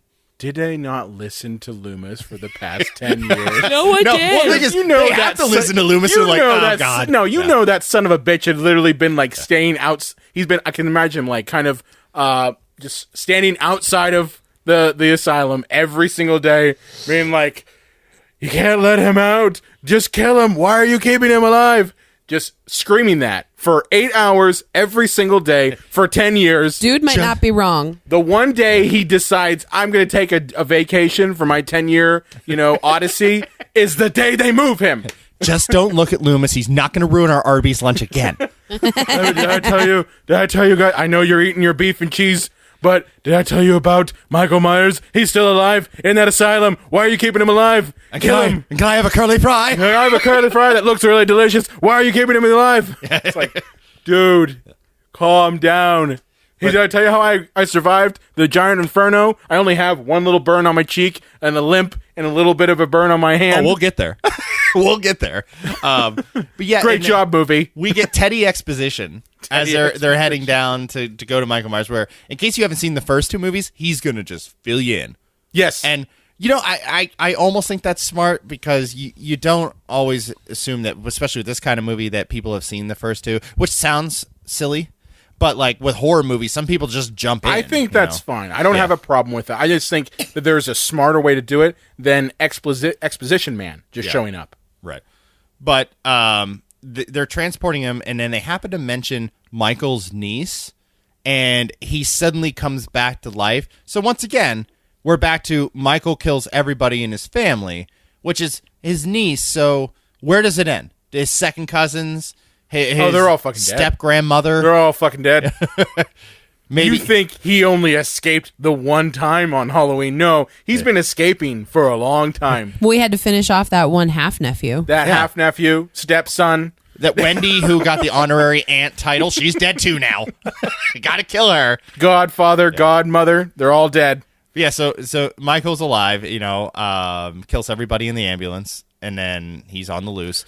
Which I gotta mention one thing about the kill in the ambulance. Yeah. That's the most ridiculous fucking kill ever. He basically puts his thumb through the guy's skull. That's not even a thing that can be done. That's not possible. Not a thing. Well, I'll give a plug to these guys. I listened to a limited podcast called Halloweenies. Oh, you do like them. Yeah, and they break down each movie in like a 3-hour episode, and leading up to the newer one here.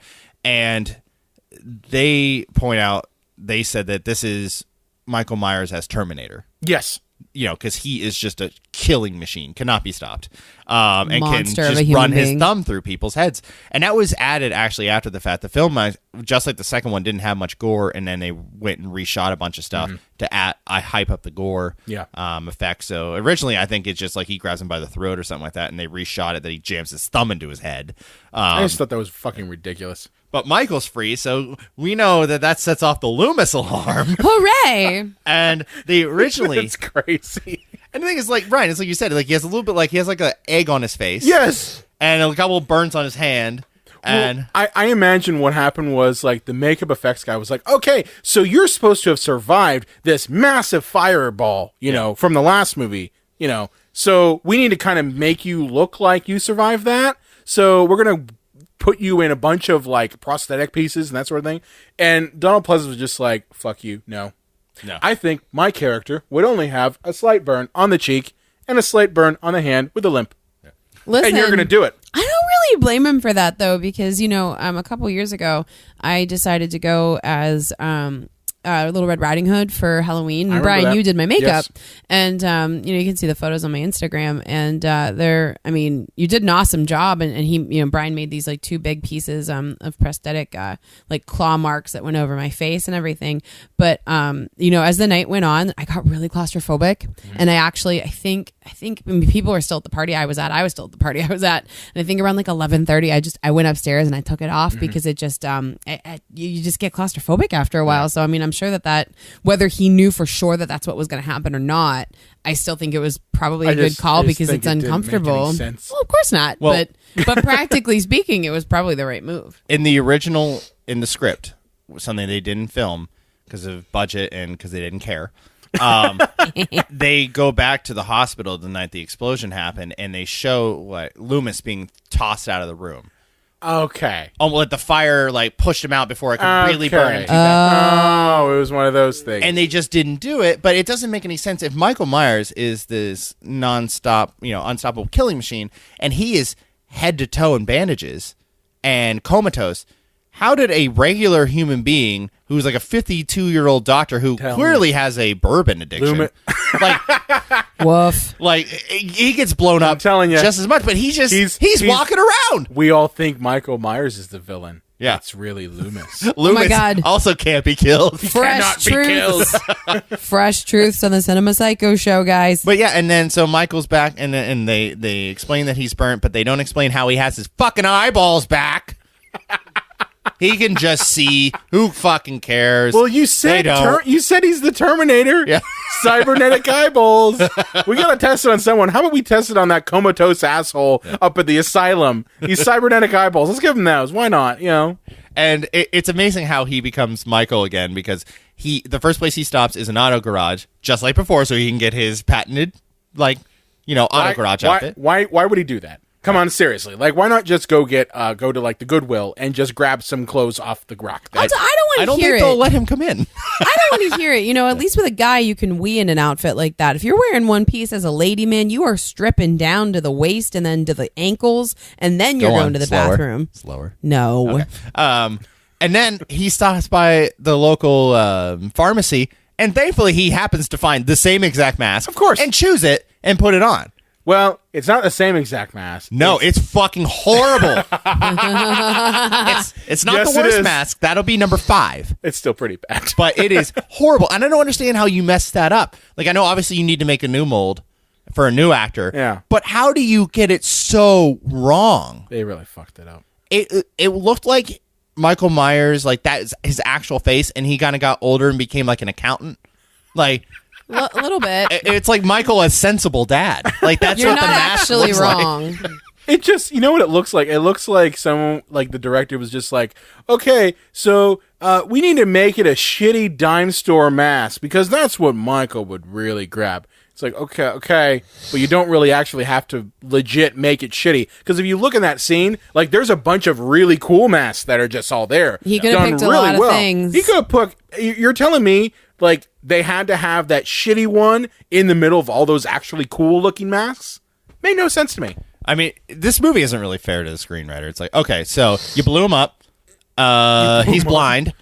And I need to explain how he's still alive, how he comes back, how he gets the same exact outfit and the same mask. Yes. Great. Thanks, guys. Yeah. That should do it. Thanks, Ray. That's right. Yeah, in this one, he's chasing after his niece, which is the daughter of Laurie Strode, who they just flippantly say, she's fucking dead because she didn't want to come back for this one. My guess is she married that Jimmy guy from the second movie, and they got in a car accident. Got in the car accident and died. Yeah. But Jamie played, come on, Brain, don't fail me now. Come she on. played Danielle Harris. Danielle Harris was the actress, yes. Yeah. And Lane, I don't know if you've seen her lately, but she's Roll Tide now. Oh, good. Okay. Thanks for bringing that back again. But she's a very good young actress because it's one of those things when you put a kid in a movie, it can ruin the movie, but she's actually very good. Mm-hmm. But yeah, so Michael returns to the town in order to kill her and everybody else in the town because this movie is very original.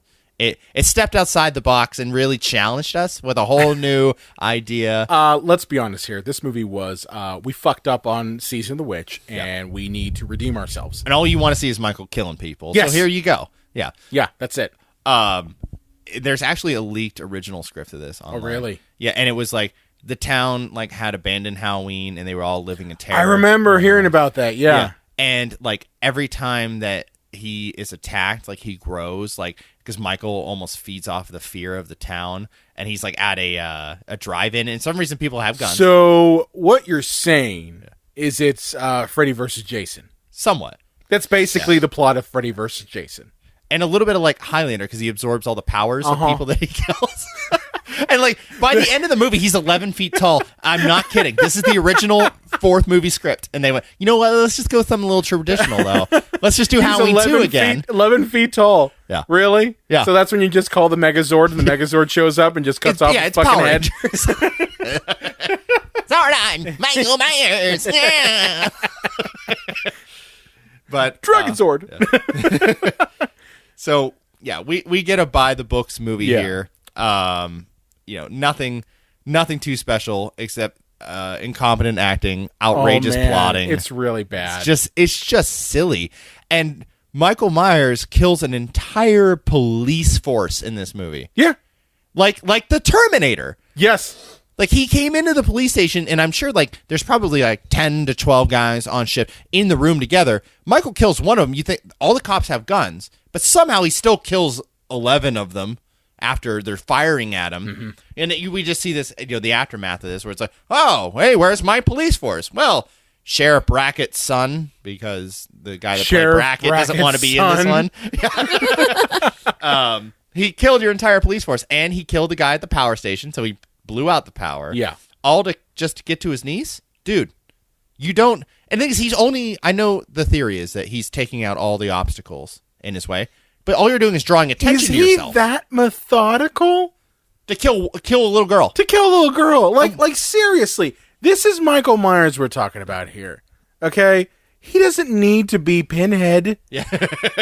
Pinhead is methodical. Yeah. Not Michael Myers. That thing never made any sense. Yeah. It's like, well, you know what? Next time, I'm going to really think through this whole thing. Yeah. I've been sitting in a coma for 10 years. I'm really going to get after that niece. Waiting for this one night to kill a 9-year-old. If only I had killed the entire police force and plunged the town into darkness, then I wouldn't have had the problem. It was the TV reports. That's what did me in. And Michael reminds me of, like, my childhood dog was a real dick. And when we would walk him in my old neighborhood, there was this tree, and underneath this bunny had babies. Yeah. And my dog, like a dick, would go and he'd sniff around and wait for the bunny to come out, and he would chase the bunny, and the bunny would always get away first. That is a dick dog. Yeah. And the bunny would obviously run so that my dog didn't eat its babies. Yeah, you know, because self-preservation. And I always thought to myself, what would Higgins do if he ever caught that rabbit? He wouldn't know what to do. Mm-mm. And what would my... Your dog's name was Higgins? Yeah. And my mother I named knew Higgins. Him after Henry Higgins. Like from Magnum P.I.? No, from, what is it? My Fair Lady. Oh, okay. Yeah. Yeah, I knew that dog. That dog lived in... Well, that dog was like 20. That dog's been dead 10 years now. Yeah. Wow. But, like, what happens if Michael actually does kill his niece? Does he just, like, power down? Or does he, like... He needs to be plugged back into his dock. Does he retire, like, go to the beach and, like, drink margaritas? Put some salve on his burns? Salve. Hey, would you like some sunglasses, Mr. Myers? No, I'm blind. Oh, wait, I don't talk. No, I think he just like you remember that episode of South Park where they had the it was like the shake weight and it did that noise that doot doot doot. Yeah. That's exactly what Michael Myers would do. Go into sleep mode. Here is some change. Here is some change for a cab fare. But we actually and I should have this up on my phone. Her older stepsister, is actually a pretty cool character.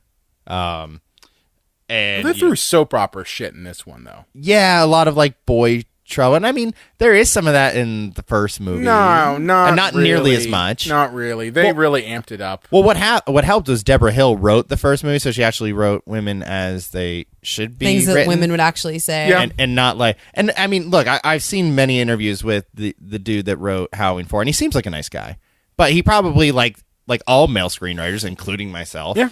Don't know how to write. I'll women. be the first to say it too. I don't know how to write women, and it's great because if I ever write anything, I just give it to Lane and I say, "Write this as an actual woman would say." Yeah, that's right. That works out. Yeah. No, but that's the thing is, Lane, can you bring up Halloween 4 on your phone machine there? Got it. Phone machine. You got it, stud. Because of course I'm blanking list, on right? names. That's yeah. fine. Rachel. Yes. Rachel is the older sister, and she's actually a pretty cool character. But yeah, as usual, Michael offs everybody except Rachel and Jamie. Yeah. And Loomis comes to try to save the day, but gets thrown out of a school window.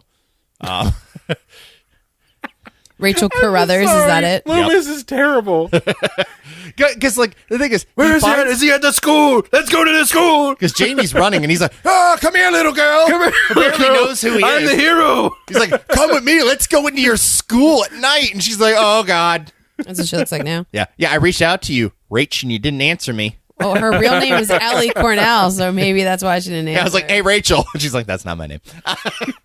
But yeah, and then once he's in the school, and God only knows what he's up to, like, Michael throws him out of a window, and he's kind of just written out for a little bit. Yeah, he's dead. Yeah. And the state cops show up, and then Michael is now like Kate, like De Niro and Cape Fear, because they're driving a truck to get the hell out of town. Michael has strapped himself to the bottom of the truck, which I'm laughing my ass off. He really wants to kill that kid. Because there's some good old boys after him. Which, once again, Loomis, worst doctor of all time, because he incites a riot and a mob. He does. That's what I'm saying. He's like, you don't have a police force. You keep telling me that he wants to protect the town. Yeah. But everything he is doing is the exact opposite. Well, oh God, what was his name? Let's get the racist assholes with guns to be your police force. That Ted sounds Hollister. good. Ted Hollister is another person who dies because the mob thinks he's Michael Myers and they shoot him. Yes, Yeah. that's right. Oh shit, Ted Hollister. We killed him. Damn it, you son of a bitch. You said you saw Myers. But yeah, so those hillbillies, after committing first-degree murder, are helping... No one seems to care. Are helping getting the niece and Rachel out of town. Yep. Michael just appears from under the truck, kills all of them. And then Rachel commandeers the vehicle, throws Michael off of it, hits him with the truck, and he's lying motionless. And now, we should point out that there's some kind of bizarre psychic connection between Jamie, the niece, and her uncle. I never liked that. Because early in the movie, she has nightmares of Michael Myers without ever possibly knowing what he looks like. Exactly. But she knows him in his mask and his jumpsuit. But somehow she knows that without ever possibly being able to know that. And they kind of explain that away, that she has some kind of weird psychic link with him. And she goes to touch his hand, and nobody is like looking for her. Yeah. Like, even though this guy's been trying to kill her and he's lying on the ground, they just allow her to go up to him. Unaccompanied minor. Yeah. Touch his hand, and they go, "Get away from him, Jamie." And Michael stands up, and they start firing. Thankfully, Jamie hits the deck, and they put about 6,000 bullets into him, and he falls down a pit that sinks on itself. Yeah, it's a mine shaft. They're going to... Well, no. It's not. No, that's number 5. Oh, okay. Re-explaining it because they wrote themselves into another corner. Sure. But yeah, so... As you do. It sinks in, and that's the only reason that they go back to the house and they go, well, Michael Myers is dead. Because you would look for his body if he fell down a mine shaft, but if he's just buried under dirt and, like, graves, like, okay. He can't get out. Yeah, he's been shot 100 times, and now he's buried under here, and he can't get himself out. It's like a sinkhole. And then Jamie becomes the new Michael. Killer. Yeah. And stabs the shit out of her mom. And Loomis tries to shoot a little kid. Oh yeah, he's just. I'm telling you, he's down with child murder. I'm telling you, I'm really convinced that Loomis is the true villain of the entire series. Because she's standing at the top of the stairs in the same clown outfit that Michael wore in the first film when he was her age. Honestly, lazy screenwriting, we knew that was coming. Well, I think they wanted to pass the torch, and like if they did make a fifth one, it was going to be about Jamie going around killing people, and Michael wouldn't be in it, or to some lesser degree in like flashbacks or dream sequences or something. And they just basically said, "Nah, man. Nah, bruh. You know what we're gonna do here? Fans like number 4. We're just gonna fuck all that up, and we're gonna bring in a foreign director who wants to do his own thing and doesn't care that this is a sequel. We're gonna fuck up the mask even further. We're going to kill off the Rachel character that everybody likes and make the annoying friend the main character. We're gonna make Loomis even more unhinged. We're gonna make the plot make absolutely no sense, and we're gonna write our way out of our corner and have Michael back, and it's just gonna be a big pile of garbage. Because fuck you. Yeah, number 5 may be the worst one. Some people could say 6 or 8, which we'll get to, but yeah, number 5 is just a mess. And it starts right off the bat where, they do throw in a mine shaft to explain how Michael got away. And they throw dynamite into it because that's good logic. Like, why not? Yeah. Let's just blow him up too. Blow him up. And Why then not? he ends up in a creek, and he's like, I'm just going to float for a while. You know, if the hail of bullets hadn't killed him, if the two in the eyes hadn't killed him, do you really think the dynamite's going to kill him? He was fucking lit on fire. Yeah. For God's sake. There's nothing can kill him, okay? It's not happening. And if you have, with the shotguns they have at the end of 4, like, why didn't anybody aim at the face? Seriously. No. Why didn't anyone just, like, collect a head? Like, that's the only thing I've always asked. It's like, you know how you know he's fucking dead? When you collected his head and you have it there, like, he can't be alive. I have his head right there. Oh, let me try to take the mask. Oh, it's mostly Oh, goo. it's Goo and ash. He's very goo and gooey. ash. He's very gooey at this point. Yeah. Fluids. We always talk Lots about of them. fluids. His Lots of eyes fluids. are fine, oddly. Yeah, surprisingly, he's got beautiful blue eyes. Yeah, just bullet holes next to his pupils. Woof. But yeah, so they rushed this movie into production without a script because it was 1989 and the slasher genre was dying out. And so Yeah. they rushed it into theaters, and they only had like chunks of a script. So they didn't even have a full movie. They didn't really know what they were doing or where they were going. And they just rushed out the movie. And there are tons of scenes in this movie that were filmed without any understanding of why they were in the movie at all. I never got the whole Jamie mute thing. Well, so here's what happens when you want this You character. have a great actress like Danielle Harris, Just who was let's not great ever in the talk. fourth one. Yeah. Yeah, But let's she was good. Let's just never have her fucking talk, because, yeah, why not? Well, they needed to make her likable, even though they made her into a killer in the last movie. So it's that she is fighting the psychic connection with him, and it made her mute. It just sounds like Exorcist 2, The Heretic. Yeah, it does.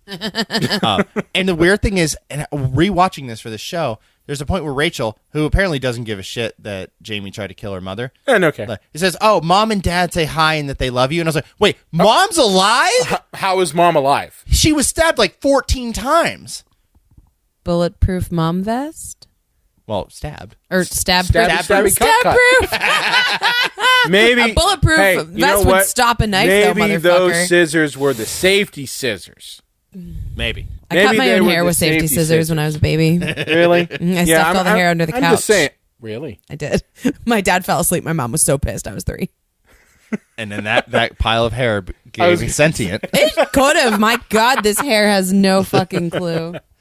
Yeah, so they had to somehow explain how to and make Dad her say hi. still likable. Yeah, like mom just forgives you. You know, it's all good. Even though it's your stepmother, and so she could hold a grudge more than your biological mother would. You know, because he fucking tried to kill her. But you know, what's a little murder among family? It's fine. A little bit. It's fine. You know, and we've been joking about Loomis being unhinged in 2 and 4. Like this one, he's just out of control. And He needs a wrangler. Do you have some examples of Loomis out of Well, control? Okay, yes, I do. Because first off, she's in this hospital. There's no indication that Loomis works there. So he's just a visitor for somebody who's not family and that he tried to shoot. And he constantly goes up to this little mute girl who's been through severe trauma and is like, "Where's Michael? You know he's still alive. Tell me!" Shaking her violently. And they're like, "Sir, you don't have your visitor's badge and you are abusing a child." Sir, can you please stop shaking the minor? And that's when he turns around while he's shaking her going, "You don't understand! I'm trying to save the town! Didn't you kill Ben Tramer a couple years ago? Fuck you!" Yeah, nobody cared about Ben except Lori. Except Lori. But the thing is, like, you know that he's become so obsessed, he stopped bathing and drinking too much. So he probably smells like bourbon and BO. He's scarred horribly, and he's violently shaking children. His scars get worse every movie. Yeah. Because later in the movie, he's like, draw what you're seeing, draw. And so, once again, you don't work here. You don't work here. You are a creepy old man, and for some reason, we don't kick out. Like, you gotta understand, like, he probably has been disbarred from even being able to practice psychiatry. Yeah. Like, if there is such a thing, I don't know. But my Oh, guess... yeah, you can be disbarred. My guess is that by this time, they've literally said, "We are washing our hands of Loomis." Yeah. But he's gonna be... They'll set him up with like one of those play school offices where I it's like figure- fake, and they'll let him think he's doing No, things. I figure he's living with that street preacher who picked him up in 4. That's his Like, roommate. that's his roommate. He's like, "Oh, did you kill the evil today, Loomis?" "No, I didn't, but I shaked a child and she wouldn't tell me, for God's sake." I like shaking kids, too. "I like shaking kids." But this is where we get the first Cult of Thorn symbol. Oh. Which Cult. Explain this Cult of Thorn thing.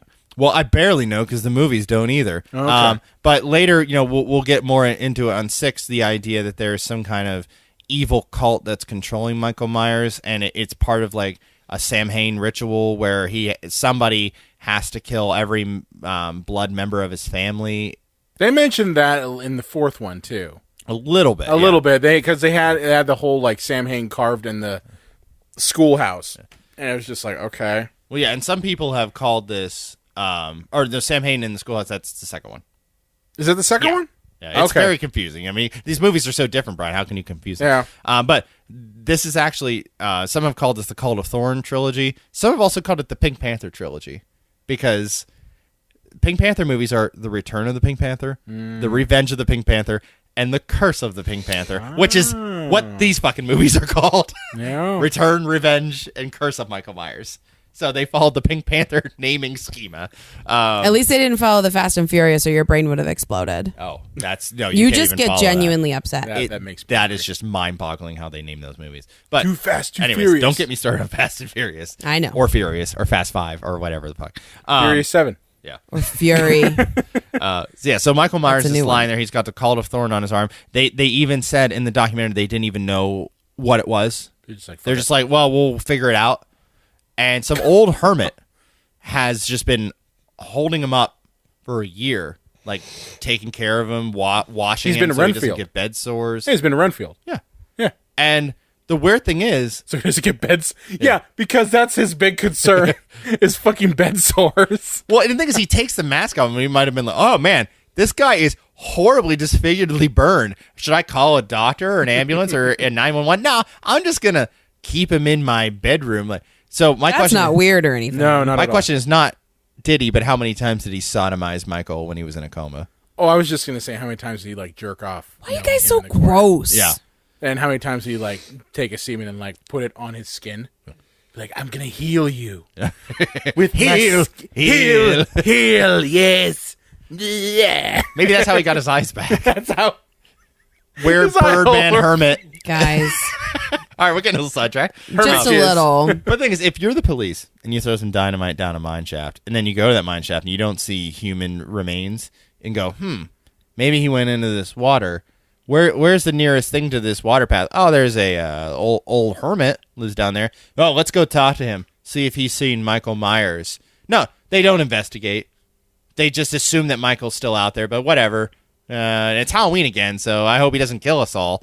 But Michael wakes up and kills the hermit immediately. We never get an understanding of him at all. He was pissed off that he was jizzed on for a year. It's like, oh, thanks for keeping Thanks me for alive for a healing me year. with your hermit Death. jizz. Yeah. But I'm going to kill you. And then Michael returns to the town of now the most bizarre group of teenagers you've ever met, because the director is Freddy foreign and movies weird. are pretty bad when it comes to teenagers. Well, there's Arthur Fonzarelli is in this movie. I mean, not literally Henry Winkler, but some 50s greaser in 1989. That was a thing. That was a thing. Look at movies like Night of the Demons, the 50s greaser. Yeah, because the directors all grew up in the 50s, and they don't realize that because they want to put it in there because those are the movies they saw when they were kids, and it doesn't fit their time because they're out of touch like weirdos. Yeah. You know. But yeah, so touch weird. Michael goes around, killing everybody again. Yeah. And then this one, they want to like trap him in his house. That makes no sense. Yeah. Makes And no fucking sense. the police are all throughout the house, and this drove me fucking crazy because they filmed the first two movies in California. Pasadena, I think, Yeah. right? Mhm. Yeah. And they had to be very careful how they shot these things because, you can't get any palm trees in the shot. And they found certain roads that had oak trees. Yeah. And they had bags of fake leaves that they would throw Right. around to create the idea of falling leaves. And then when they would finish shooting, they would all bag them up because they didn't have any money. So they had to bag all them leaves up because we're needing for the next shot. And this one they shot in Utah. Well, the fourth and fifth one were in Utah. Okay. And so they can't use the old Myers house. And this is before you can just do it with CGI. So now it's this giant, like what is the name of that type of house, Lane? Like Oh, the Colonial? Victorian. house, yeah. Oh. And it's one like of those deals. It's like, what the fuck? Wait, that's not the Myers house. You can't just do that. But once again, the director said, I want to do my own thing. I don't care Which is about the other gross. movies. And so, yeah, now Michael Myers' house is gigantic in an old Victorian blue house. And because they shot it in Utah and they had to shoot it somewhere. But when the big finale is in the house, it can't be the old Myers house because it's very small. So you need a lot of room to move around. Right.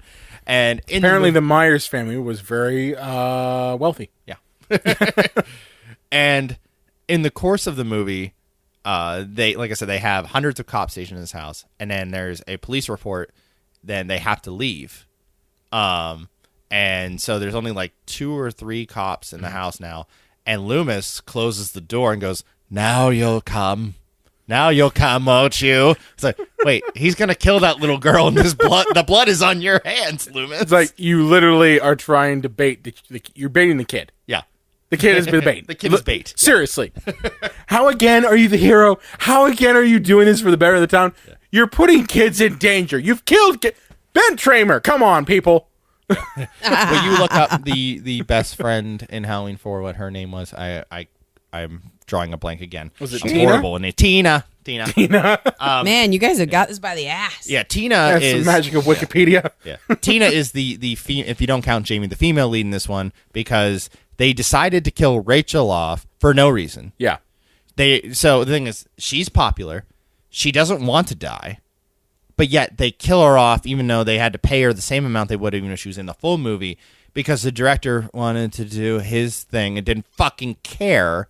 Oh, he was probably doing that ballsy thing where it's like, oh, well, people like her, so I will kill her. I'll surprise them. I will surprise her with a death. Yes, moi, toi. It's a swerve, bro.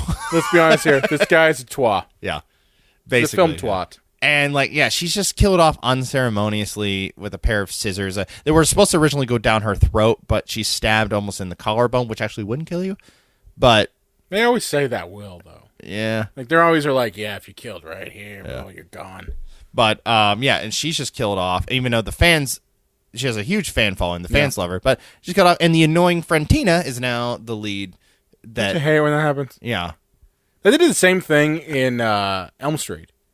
They killed off what's her face from Dream Warriors, Patricia Arquette. Well, they recast her, right? As, yeah, and then they killed Tuesday her. night, and then they killed her, and then you're left with Alice. You're just like, Alice, okay, meh.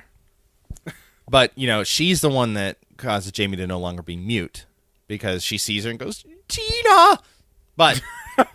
Nobody water, Helen, water. Oh my god, that's our third South Park reference. Yes. I think there's been 2 wrestling references and 3 South Park references. But the thing is, nobody has seen Rachel for hours. Yeah. But nobody really seems to care or worry.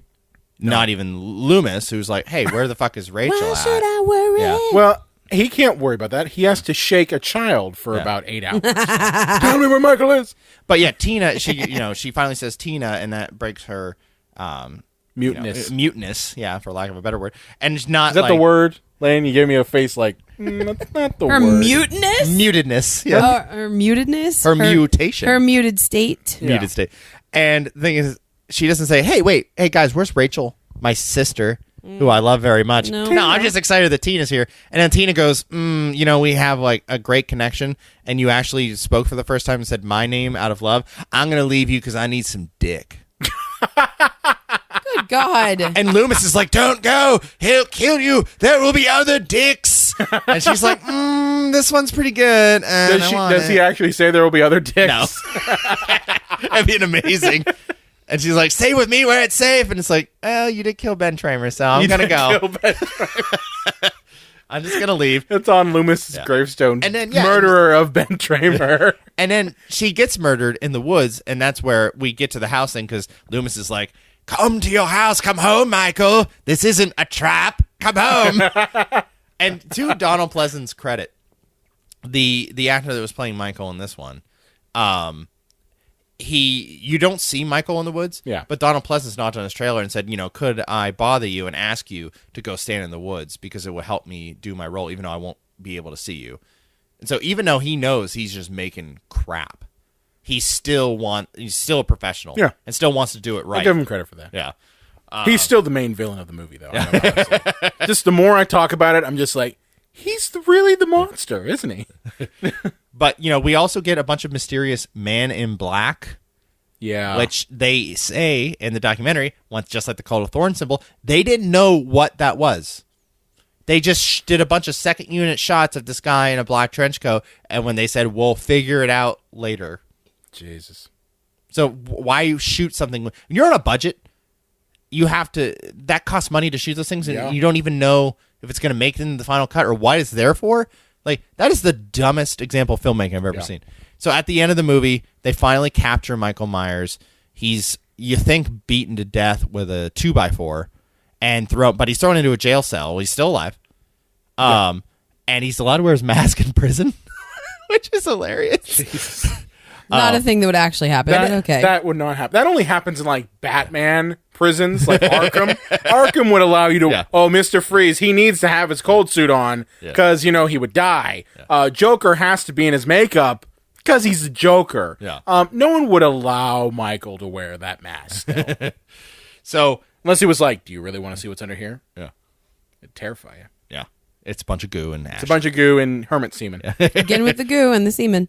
But then we get the baffling ending of the Man in Black blowing up the entire police station with a machine gun and breaking Michael out of prison, which they abandon. Because why not? Jamie again and say, hey, stay here in the car. I'm going to go see what's going on in there, abandoning her again when she's the one they're supposed to be protecting. And who is the Man in Black? Why did he break Michael out of jail? Where did they go? How does this affect Jamie? We'll never really fucking know because that crew just walked away from the film. Which then we get part 6. Which tries to explain all this Cult of Thorn stuff. And this is our introduction to Paul Rudd. Yeah. It is indeed. It's his first movie, right? Yeah. I think it's like he has his full name in the... I can't remember what it's like, Paul Andrew Rudd or something like that. That's how he's billed in the producer's cut. Oh, okay. And this is a very complicated movie because there's a producer's cut and a theatrical cut. Which is weird because you usually hear director's cut, not producer's cut.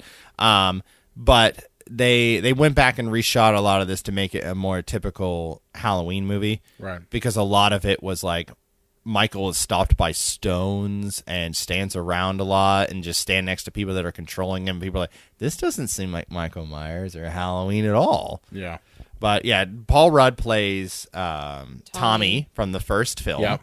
All grown up. Tommy Doyle. And we're introduced to him peeping on his neighbor changing her clothes and videotaping her. And he's such a cutie. That's a terrible thing. And yeah, he's the hero of the movie. That's gross. Yeah. Well, Loomis clearly isn't. Yeah. Loomis is back in this one, and he doesn't have any scars. And there's a deleted scene where he tells his old colleague, "Oh, I got skin grafts. And look, it's almost like I was never burnt." That's not how skin grafts work. Right. But at least they put that in there. They cut that out of the movie. So you just walk Why do around, we need to know that? It's fine. I never got burned. Yeah, he's just not burned at all in this one. He's still crazy though, right? Oh yeah. Yeah. And the thing is, he's a lot more subdued than 5. I'll give him that. I think it's because he's just old and tired. Super tired. Listen, I got all my child shaking stuff out in the last one. Yeah, I can't be shaking babies in this one. Well, this is also significant too, guys, because it is notorious among fans for having like different endings and whatnot. The producer's cut's probably what the best known, I guess.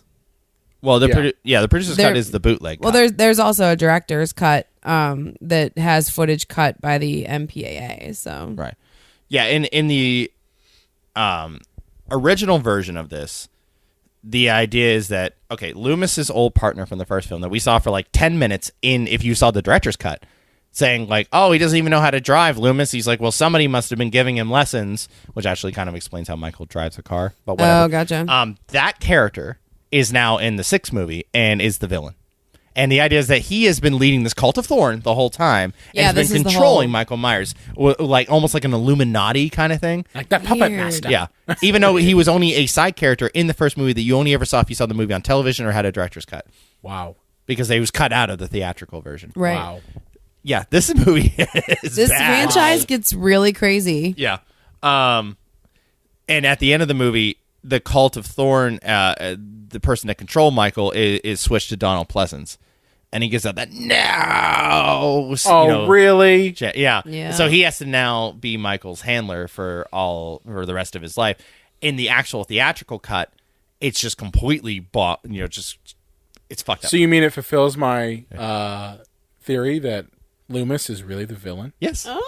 But that's That only was an evil laugh. Yes. Oh my god. that's only the producer's cut. God the damn it. theatrical cut is after Paul Rudd beats him with a pipe for 20 minutes Yeah. with flash cuts in 90s music video editing. And then that This is 95, man. I mean, yeah. come on. And that Yeah. cocksure Paul Rudd smile as he walks away. He's Loomis- such a cutie. What's the boy version of Roll Tide? Is it just man Roll Roll Tide. Tide? What's this Roll Tide? Whole version of Roll Tide. He's so cute. Is that they're all getting into a van. They're like, hey, let's go, Loomis. He's like, no, I got some unsolved business. And you think, oh, maybe he's going to go and decapitate Michael, like what nobody's done so far. And he goes in, and they just cut to a shot of the mask on the floor next to a syringe, and you hear Loomis yell, no, and then it cuts to black. Huh? Yeah. Eh? It makes no sense. So No. what does that mean? Why is he screaming no in the shot of the mask? That means is he now Michael? Is that what it's like? I think it was one of those, let's do another ending where we'll figure it out later like they did at the end of 5. Oh, that's horrible. Yeah. So, Horrible. the whole movie revolves around piecing together the Cult of Thorn. They also have incest in this movie. Oh god. Oh. What? Michael is the father of his niece's daughter. Oh God, no. Oh, Yeah. Yeah, and that's how the movie opens. upsetting. Is she gives birth, and then Michael kills Jamie, who is a new actress, even though I just want to point out that Danielle went out of her way to get emancipated. oh, seriously? Just so that she could work full hours on set. Oh, shit. And she had thousands of dollars of court fees, and then at the last minute they said, yeah, no, we're not going to cast you in the movie because you want too much money and your Oh, character's shit. a bit character. Yeah. And we want to pay somebody's scale. Oh shit! So bad. So she's Wow. she's replaced in the movie, killed on some farm equipment, unless it's the producer's cut where she's killed in a hospital room. And then the baby is just left, and Paul Rudd finds the baby. I think you let that baby die. Yeah. It's not a good baby. I'm saying, And because aren't they the whole time they're trying to protect the baby or some shit like that? yeah, that's the whole crux That's the of the whole movie crux because of the movie Michael is wants protect to the baby? kill the baby. No, you let And them. I'm sorry, that's incest, baby. This is the dumbest That's gonna have some storytelling eyeballs of all in time. places that shouldn't be there. If they point out in the movie that he has to kill all of his family members, why did this cult have him Create a fuck family his- member. Yeah, create a family member that he'll have to kill. That That doesn't make That- any sense. Nope. that's just backwards from the whole thing they were trying to do. Yeah, it hurts my brain. And Hurts my about- butt. and no, guys, there's Hurts my not. butt. There is no edited scene of Michael just taking his niece to pound down. I'm glad I that mean- there's not. I mean, I don't mean to be just overly crass here, but No, because not this at is- all. This is a serious question. But were his balls burnt off? Oh my god, John, that's a very mean- specific question. Are we sure that there's any?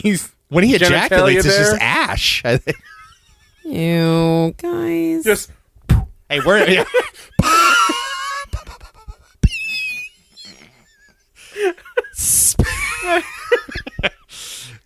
We're not gross. This is No, the not at movie all. is the incest movie. yeah, seriously. But I'm just saying, like, maybe you let that baby die. Yeah.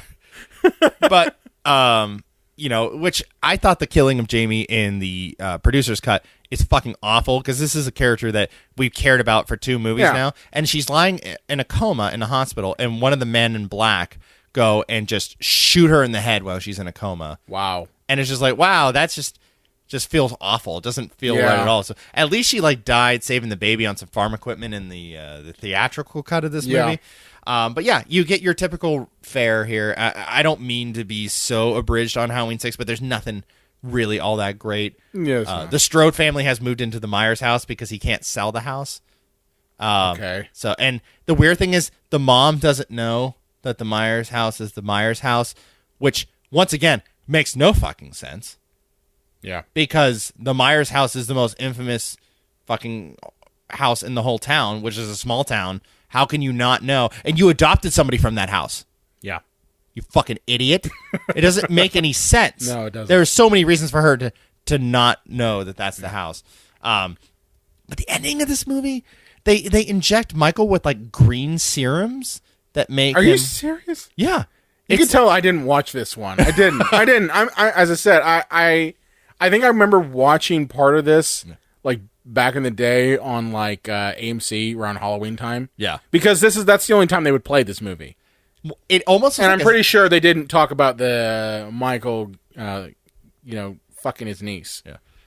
In the AMC cut. Just have a feeling. Just think that would be like, There's no Criterion collection of that scene. There's no Criterion collection.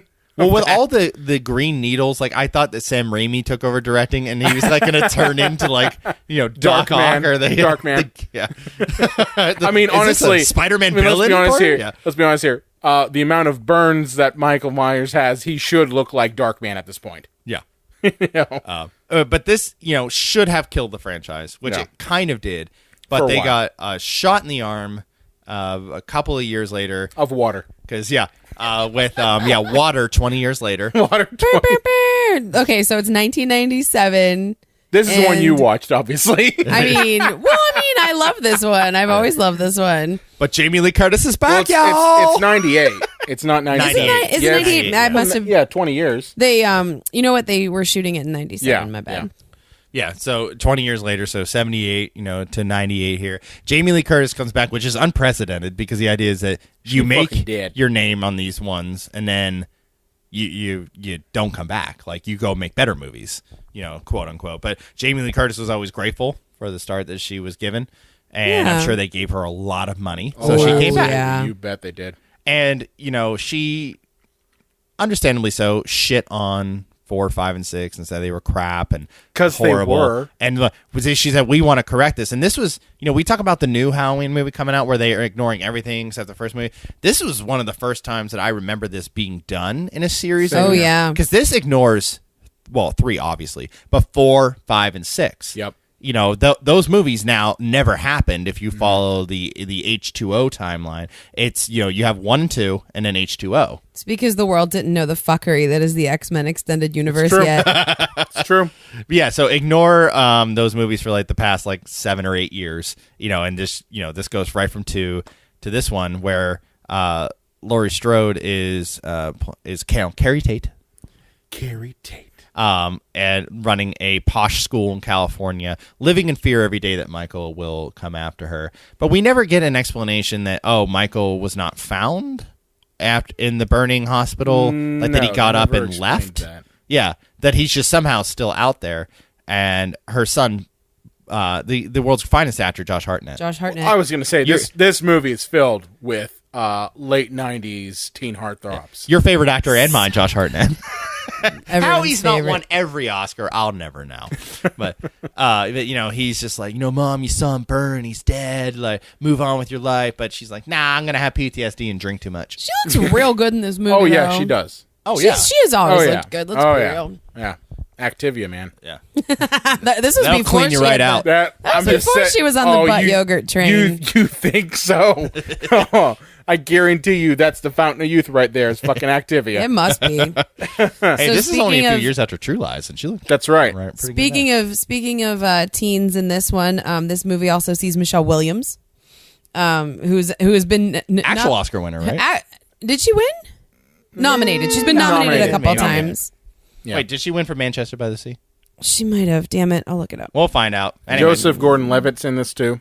Jogo. No, she has been nominated for. Jogo? Joseph Gordon-Levitt? Yeah, he's in this. He's in for 5 seconds. Yeah, Oh, but he's in it. Okay. And He LL Cool deserved J. more. Yeah, LL Cool J's in it. Yeah, Ladies no. Love Cool James is in this one. Williams Ladies Love update. Cool J. She's won a Golden Globe. She's been nominated for 4 Oscars and 1 Tony. Okay. Wow. Yeah. She's come a long way from that Creek. Yeah. Come a long way from the creek. Yeah, so this is Halloween as Dawson's Creek, basically. Basically. And yeah, interestingly enough, this movie was written by Kevin Williamson, who loves the smell of his own farts. Come on. And it has that Scream vibe because that was all the rage then. And this movie has a lot of inside wink wink. This was Dimension Films. Are you surprised? Yeah. Exactly. A lot of jump scares. This is Dimension Films. Right at the mid to late 90s. Yeah, it's very much the Scream vibe. Well, you guys know who's really producing these movies? Is old Harvey Weinstein. That's He right. took over in 6 and did all right. the ones after that. Yeah, but you get like references where Joseph Gordon-Levitt's wearing a goalie mask. Like, ha, Jason, reference, wink, wink. Get it? You know, Janet Leigh plays a secretary in the movie and has a scene with Jamie Lee Curtis, and as she's walking away, she walks towards the car that she drove in Psycho, and they play the Psycho theme. Ha ha, wink, wink. Oh, you know, just God. lots of like references. It's not and even all. like those aren't even tied. Yeah. Aren't even tied to like the universe they created here. Well, and she even says to Laurie Strode, like, "Oh, you know, we're all entitled to one good scare." The same line from the first movie. So another callback. Wow. Yeah, but Michael. I love that Janet Leigh's in this, though. I think it's so adorable. But it's interesting. In the beginning of the movie, the secretary or the nurse from the first movie that Loomis is driving with to pick up Michael, that he breaks in the car, steals the car, and drives off. It's her house because she's kind of taken over the estate of Loomis, who I'm assuming like he did. He fell down a sewer hole when he was trying to tell people about Michael Myers and then just died. That's what you picture. Well, I mean, I pictured that he just died of exposure because he's been sitting out in front of the insane asylum for years just saying like, Michael, don't come out, kill him now, he should be dead. Loomis, he's been dead. He's in that mine shaft. No, he's still alive. Ah! No, remember, those movies don't exist anymore. What do you mean movie? But yes. Let me tell you about the Cult of Thorns. So Michael breaks into her house. He's still blind. I feel that I need to remind us all of that. Yeah, he can't see. Yes, Read. He's still dead. Even in this universe, he's blind. But he grabs her. He breaks into protected files and finds out that Laurie Strode changed her name to Carrie Tate and is running a posh school in California. She's headmistress of a private school in Cali. Why would Loomis know this? And if she's in witness protection, why would Loomis have this information? I didn't get the impression that the feds intervened. I thought she just faked her own death in a car accident. That's what I thought it was. She faked. Well, how do you get a new identity if you don't get it through the government? That I don't know. Black market identities. Yeah. Whatever the movie says. It's important to note that they are still brother and sister in this iteration of the series. Because two exists in this universe. This is getting confusing. But yeah, somehow Loomis has this information on her, and that's how Michael finds it. Apparently. And then what's so amazing is this is Haddonfield, Illinois, or like a little town next to Haddonfield, Illinois. After he kills her. Yeah, it's Langdon, Illinois. He kills the nurse. He kills the two boys that went in to inspect her house because she saw that somebody had broken in. Yeah, the neighbor boys he call goes 911 for her. Next door to kill those two boys because, well, we need a body count. Mm-hmm. So it's completely unnecessary for him to kill those kids. Kills the nurse, steals her car, and somehow this guy, who's horribly burnt and a psychopath, drove from Illinois to California. Now, that never made any sense. Did he stop for gas? Did he stop at a cafe to grab a piece of pie? No. He had to fuel up his car at some point, and somebody said, "Hey, isn't that Michael fucking Myers?" Or two. I mean, isn't it a very distinctive car that he steals? It's like a station wagon for the time, isn't it? Yeah. Maybe it just looks old to my eyes no. Because he stops by another truck stop right outside of the school and takes a really weird ass car. Yeah. That's probably the car you're thinking of. That's it. That is the one he I'm ditches thinking the old of. car and takes that one. But yes. When does he stop to take a crap? Does he how crap? Is he does not he eat? seen? Does he just when he's does pumping he need gas? Sleep? I don't know. When he's pumping gas, does he kill somebody who's pumping gas next to him because he can't help himself? Die! Did he bring his own knife? What did he forget the knife at the scene and be like, "Oh fuck, I gotta go buy a knife real quick"? He has to stop at the Walmart, grab a knife. And then I could just imagine Michael Myers going to the Walmart, being like, he goes to the knife section, and he's just holding each knife, going like, which one is good for stabby, cut? Which one's more stabby, cut? Yeah. Oh, this serrated one's good, but this ceramic one's nice too. You ever been to a knife section of Walmart? There's a lot of knives to choose from. It makes the would-be slasher really confused. And they're always rolling back prices. We'll be right back with our message from our sponsor, Walmart. Good God, no. No, thank you. It's I should stop at Murder Mart instead. But yeah, it's actually kind of interesting because they do have parallels to Frankenstein in this. And when Laurie's teaching her class, they start talking about Frankenstein and how the creator, Dr. Frankenstein, had to confront his monster and to end it himself. And that's really the basis of the movie is once Laurie finds out that Michael is on the campus and is killing anybody that's still there, because most of the kids went on a field trip, because they had to get rid of, all these students. Exactly. He can't be killing entire schools of people. Come on.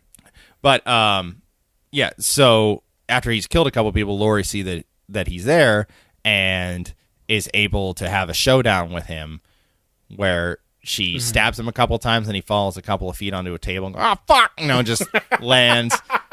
And, you think, oh, well, that's the end of that chapter. No. Yeah, no. And the thing is, like, you think, oh, shit, they're just going to bag him up and he's going to go to an ambulance and he's going to wake up and kill the driver and roll credits.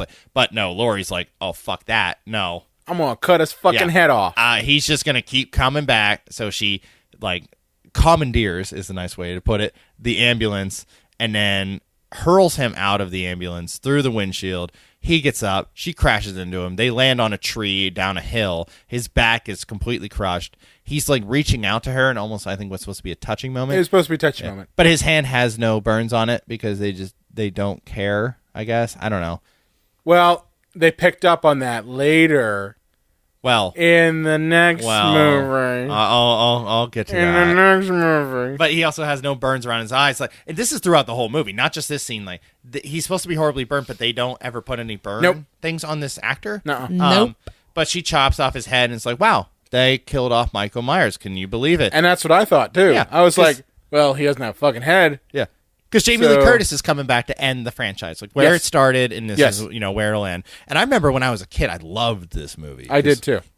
I liked anything Michael Myers. So 4, 5, and 6 were junk. I still like them because it's Michael Myers. It's better than nothing. But then this one came out. I was like, oh, this is the first one. It's so good. And now I can look at it without rose-colored glasses and realize that it's not very good. But I thought it was great when it first came out. And then we got Halloween Resurrection. Well, hold on. Oh, God, you got to hold on? Hold on. We got to talk about, there is 4 different masks in this movie, including a CGI mask. In what movie? In in this one. H2O? Really? Yeah. There's a scene where Josh Hartnett's buddy, the little Faraday guy, little Faraday guy. He's in the kitchen and Michael is standing Ronnie? there. Yeah. Okay. And the guy originally didn't have a mask on because they just didn't have it for that scene, and then they digitally put a mask over his face. Wow. How do you not think to bring a mask to That's set rough. when it's a Michael Myers movie? You'd think maybe you'd just have that on set no matter what, because, hey, we might need him. Yeah. John, I Crazy can't wait another concept. minute. I want to talk about Resurrection. This is the largest cast of all time. Okay. So Michael Myers is dead. So how Last time I do you checked. bring him back? And Jamie Lee Curtis is a lying asshole. 'Cause Shots fired, Well, Miss wow. Curtis. she is. Do She's not a lying do asshole. not speak to the Baroness that way. That Activia eating lying asshole. I will not suffer fools to speak of her this way. Well, in the press releases for H2O, she said, "Oh, I wanted to come back. We're going to end this. This is the final movie." Bullshit. Yeah, she signed a 2-picture deal. She knew she was lying through her teeth the entire time. what? I Yeah. don't like liars. Wow. And so once again, they have to write themselves out of a corner with this ridiculous film series. And the idea is that when Michael was lying unconscious, there was only one medic that came to check him out. One. And he crushes that guy's throat, changed his clothes with this guy. So at one point, Michael is all burnt up, bare-ass naked. Well, unfortunately, his niece wasn't around. Oh, God. Oh, Jesus Christ, man. He's like, does anybody have any family members I can impregnate? Gross. But yeah, changes outfits with this guy, and then they zip up the paramedic, and that's the one that Jamie Lee Curtis cuts the head off of. And Michael Myers, who's horribly burnt, is just walking around with a knife. Apparently, as you see him walking with his knife and walking on, and nobody seems to notice that this one paramedic is horribly burnt and 6'5" and has a butcher knife. But That's just Rick. yeah, there's Rick. There's Rick. Yeah. Hey, Rick, Little crispy. you want to get a little lotion there, Rick? But the thing is, in the movie, the guy is hurled through a windshield. Yeah. Gets up. No human being goes through a windshield and just gets up. Unless you're Michael Myers. And then is crushed. Doesn't show any sign of pain. And then, gets his head cut off. Which, if this is just some paramedic, why is he reaching out to try to murder Jamie Lee Curtis? Yeah. And secondly, How does he not feel the pain that a human being would feel? It's so fucking dumb. It's just dumb. And then we get Ludacris and Tyra Banks. Because It's true. Because Jamie Lee Curtis is in an insane asylum because she killed the wrong guy, and she's been. Busta Rhymes too. Busta Oh, I Rhymes said is in this, yeah. You said Ludacris. Yeah, because I'm racist. Oh, you're rapperist. Yeah, I'm rapperist. Yeah, I meant Busta. But yeah, Jamie Lee Curtis is in an insane asylum. Katie Sackhoff is in this. Oh yeah. From Battlestar Galactica. Crazy. And then- Thomas Ian Nicholas is in here, and Ryan Merriman too, just like randos. But Michael Myers chases her down, and she has been waiting for him. She ties him up. Well, she pretends to be like super goofy on meds, right? Right. And then he reaches for his mask, and she's like, I have to be sure. Which is the dumbest move ever. So dumb. Even though there's nobody he could have switched Loomis with. wouldn't have cared. Yeah, he would have killed him and all the other people in the room. And Just Ben to be Tramer. sure. And Right. Ben Tramer. But she goes up to him. He falls, stabs her. She kisses him, says, goodbye, Michael, or something like that. I'll see you in hell, and falls. And so they kill off Laurie Strode in the first 5 minutes because they don't care about you. They don't care about your feelings. Sorry, dear watcher. Yeah. So she's dead already. And now we get this cast of vanilla, predictable teenagers and Tyra Banks and Busta Rhymes. Because Michael goes home, just as I predicted. If he has nobody else to kill, I guess he was just going to go home and stare at the corner until he died. Maybe. But they're doing a reality show in his house. Yeah. And this is like my favorite thing when they do stuff like this. This is like, you see a lot of this in the late 90s, the early aughts, where it's like an internet reality show, like where they kind of knew where entertainment was going, but they didn't quite get it right. So they set up this shit called Dangertainment. Oh my God. And then Nora Winston is the Tyra Banks character, and she's one of the directors. And then, of course, that's what Busta's doing. Like, he's the main director, and then He's got Nora's visions, with him. man. So And that's what Busta's doing. He's got vision. Yeah. he's got scenes. So on Halloween, these teenagers have to stay. They're supposed to be teenagers, right? I don't know. I can never tell when they're You're so like old. 31 years old, yeah. Right? But they have to spend the night in the house, in the Haddonfield house, to see what drove Michael to kill. And it's all staged. Yeah. They have horrific baby chairs and stuff like that. And they say A wall of corpses. Yeah. And they just, stage all this stuff for the audience. But they didn't tell the participants in the house. Right. That, that everything was Well, fake. that was the thing back around this time. Is that they really started to take like they did the beginning of those ghost shows. Those were starting to really come into play. That's true too. Yeah. And I remember just watching those where they would have the camera on them all the time. Like the night vision camera would be on them, so you're watching them go around the creepy house. Yep. Yeah. So they were basically mimicking that shit. And it really that's all saved. staged too. Well, absolutely. it saved them a lot of money too, because I was surprised this movie was only made for $13 million. Yep. That sounds about right. Which I thought was interesting. 37 million gross though. Yeah, I mean it didn't make a ton. I'm pretty sure 12.5 million went to catering. But by contrast, I thought it was interesting. H2O was made for 17. Oh wow. And grossed 55. So I thought the numbers were interesting, and I want to talk about the numbers of the new one when it's all said and done. Yeah, it's interesting how affordable these movies can be. Well, I think having that head camera shit, you know what I mean, the night vision stuff, that saves you a ton of bucks. Plus, when you kill off Jamie Lee Curtis in the first 5 minutes, that'll do it too. Yeah, you only have to pay her That's scale. fair. But yeah, and then Michael is actually going around killing people, but everybody thinks it's part of the show, including Busta, who actually is dressed like Michael Myers. And there's a wonderful scene where he goes, Hey, what you doing? I'm playing Michael Myers. How am I supposed to get good help up in this shit? and it's just and Michael just kind of stands there and takes it. He's just kind of he's almost fascinated by Busta. And eventually Busta just leaves the scene, and Michael doesn't kill him. Yeah. Whatever. He kills most of the kids, and then he does attack Busta later in the movie. But we think Busta's dead. But at the very end of the movie, Busta bashes through a door, says, "Trick or treat, motherfucker." The greatest line. The greatest line. Motherfucker. With an A. And then starts doing racist karate sound effects. Yeah.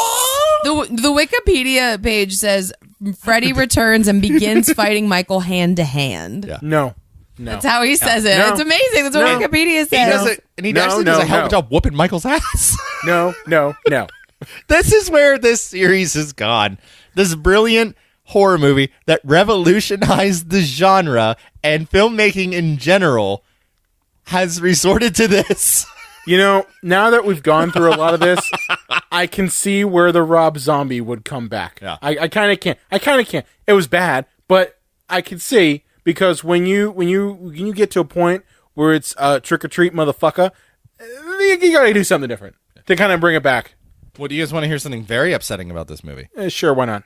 It made a huge profit. Yeah. And they only canceled the series because the movie was so awful that even though it turned a profit, they just said, fuck it. Yeah, no, We're done. it was It 37.7 million that it earned. Yeah, it killed the series just by being awful.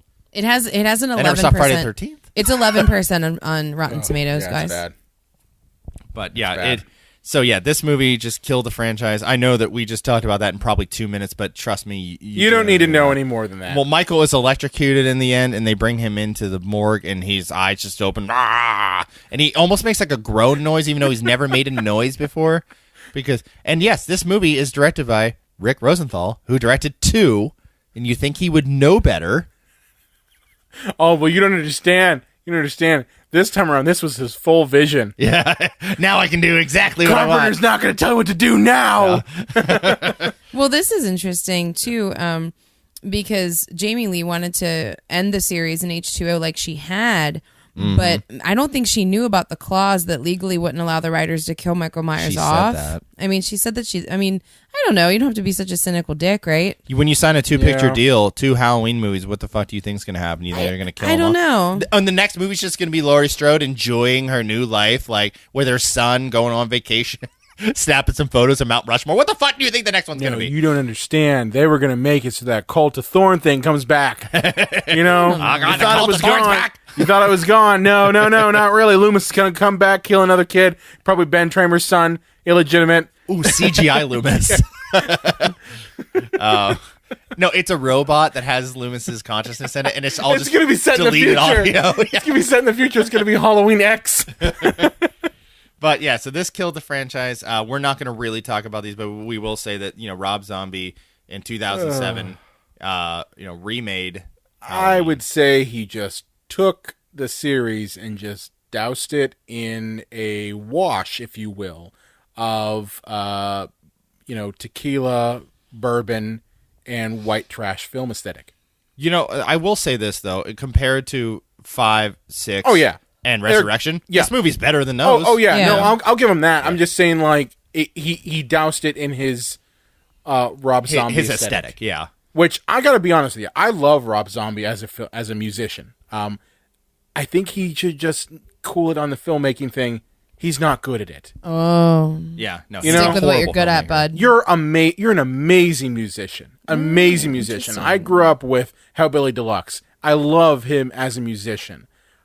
I can't stand him as a filmmaker. Interesting. House of 1,000 Corpses was the only good one in my opinion. I never liked Devil's Rejects, even though everyone's like, "Oh, that's the better one." I'm like, no, it's a gritty remake of Texas Chainsaw Part 2. Yeah. Okay, that's what it is. That's exactly I don't what it care is. for any Rob Zombie movies, to be honest. And honestly, every movie since then, be it the Halloween movies, be it 31, be it Lords of Salem, have just been taking classic films and dousing them in that swill of, again, tequila, brandy, or bourbon, and white trash film aesthetic. Well, and like I said we weren't going to talk about it, but the remake does delve into Michael's childhood. The whole point is But it's weird. is that not knowing anything about him, that he's this Why does killer. every fucking movie that he makes have to take place in a trailer park? I guess that's all he knows. But I never understood that. I watched the first Halloween that he did, and I never watched the second one because I was like, I'm done. That's bad. Weird Al Yankovic's in it. Of course he is. But I was like, why do we have to know this much detail about Michael Myers? Well, that's par for the course for all of these movies. Yes. The whole point was that the less we know about Michael, the more terrifying he is. And in the second one, we learn more about him, which kind of ruins his mystique. The fourth one, we learn even more. Fifth and sixth and onward and onward. All we do is just take away the mystique of But with Michael Rob Myers. Zombies, they never really explained it. They just were like, well, it was Halloween. His mom was working at the strip club. his stepdad was just kind of a drunk, so he just decided to fucking kill somebody. Yeah. That was it. Whatever. Really stepping out of He the was box bored. for old Rob Zombie there. He was just- strippers and drunks. Strippers, drunks, and trailer parks, and yeah, whatever. All right, we're really failing on not talking about the Rob Zombie. But yeah, so that's where the franchise was now. We will be talking about the new film, but we have not seen it yet. We wanted to do this episode retrospective before we saw the new one, which now is also completely rebooting the franchise in the sense that it covers after the first film. Yep. Yes. And only the first film. So they're not siblings any longer. He still has his eyeballs. Yeah. He He's still human has again. his eyeballs. He's human again.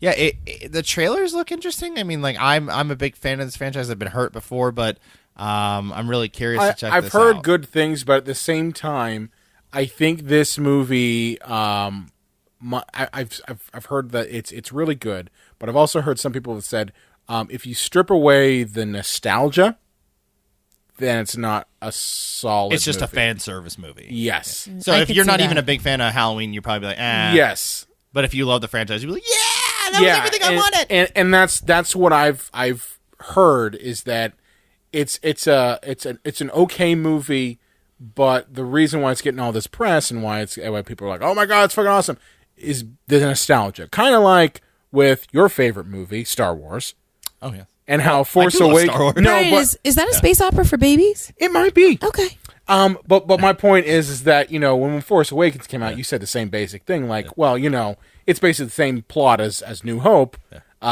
But the nostalgia is what is getting people. I'll tell you what, that nostalgia is getting the bills paid. So I was looking into this, and the new one, they made it for roughly $10 million. The You're new talking one. about Halloween, right? Because The- Brian said Force Awakens. You're going Oh back to yeah, I'm Halloween. sorry for Halloween. I Yeah. mean, you're likening Force Yeah. Awakens Yes. to the Yeah. new Halloween.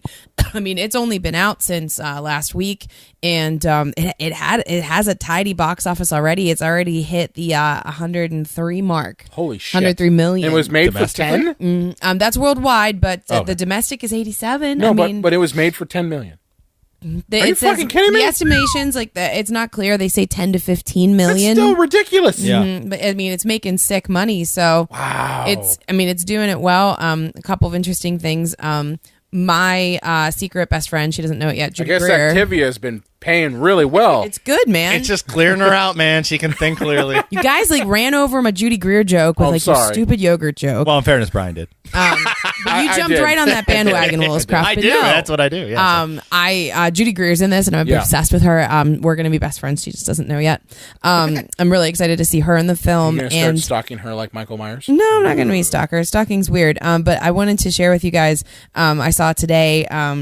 Jamie Lee Curtis had the most dope tweet today, and it went viral, and I had to tell you guys about it. I don't know if you saw it today. Her boast post. No. Okay, so she tweeted today. She said, "Okay, I'm going to go for one boast post. Biggest horror movie opening with a female lead. Biggest movie opening with a female lead over 55 because she's 59. Second biggest October movie opening ever.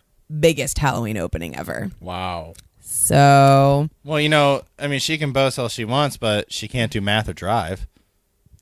why are you this way? Why are you this way? Just get out of my Really? sight. Oh, I was like, I wonder how long the delay is going to be before Get Lane out! freaks out on Get me. out my face! She's gonna kill I don't you. even want to talk to you. Right I'm just kidding, sugar tits out there. It's all right. I don't mean it. Sugar- You girls are all right. Sugar tits me again and see what happens.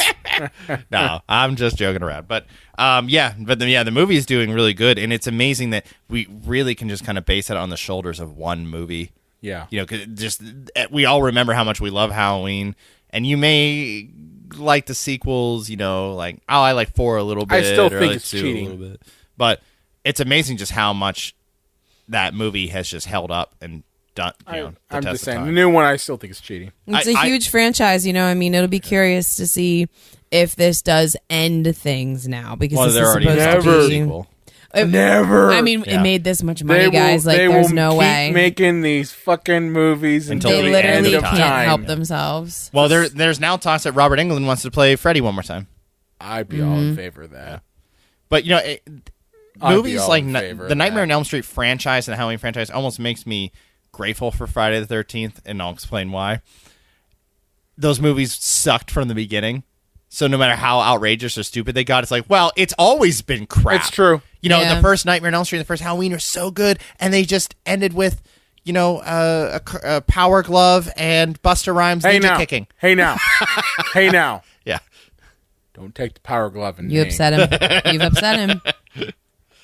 The power glove is awesome. So yeah, guys. So yeah, where I just to kind of wrap things up, I'm a huge fan of Halloween. It's not just in my Mount Rushmore of like horror movies, but just movies in general. I absolutely love it. I grew up on these sequels, and when you're a kid, you're just grateful to have more Michael Myers stories. But then when you're doing a podcast and you have to watch all these movies again, you go, holy fuck, these are terrible. Yeah. And they only get worse as they go. It is a shame. Yeah, I mean, H2O was decent. It was sufficient. I'll say it's sufficient. It was a nice attempt. Yeah.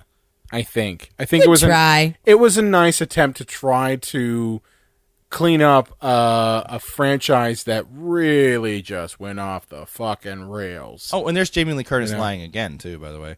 Because she said, oh, H2O, we're doing this, and it was like the best film since the first one. No. And we really did. But the thing is, now this 2018 one, she says, oh, H2O is just a big pile of crap I did for money. And, and this one's the real sequel. And it's like, which one is it? Lying Which one to is it? us all the time. And she'll make another one in 20 years and be like, yeah, this is the real one now. And that one in 2018 sucked. And like, Jamie. It's sad that we just keep going down this path. And with like, her. she does not care that she's just caught in these bold-faced lies.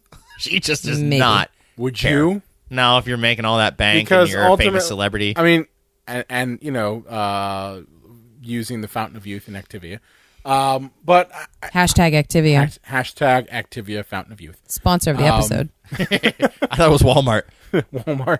Murder Mart. No, I get why she's doing it. I get why she's saying she's played the game. She is a scream queen. Yeah. She's probably the last scream queen that actually is still continually making work. Yeah. I mean, I love the scream queens of the 80s like Linnea Quigley and Debbie Rochon and all those people. But, I mean, Jamie Lee Curtis started off as a scream queen, and she pretty much has become a big star as a result of that. And she owes a lot to Carpenter. So she owes a lot to it. Because he did two more of... Yes. Or she did two more of his movies after that. And, that put her even further on the map, so... But my point is that she knows the game. She knows that, she's basically the spokesman for the franchise. And so, she's going to say it's best movie because that's the one that they're pushing now. Yeah. Just like in 20 years when they do another one, she's going to say that's the best movie because that's the one they're pushing now. When she's 80 and she's become Sam Loomis. Yeah. No, don't shoot Ben Tramer Jr. Or Ben Tramer the third by that point. Oh my! You killed Ben Tramer the third. I had to, Michael. Apparently, he had a baby in high school. It's a long story. He was banging the cheerleader. I don't know if there's a greater example of an amazing film and a garbage franchise that followed it because it's Halloween so crazy is so to me. I can think of a couple. Hellraiser is one that comes to mind. The original Hellraiser, it was. I would say it's not as impactful as Halloween was, but it definitely changed the genre at that point. And every movie that has followed the original has been more and more shit.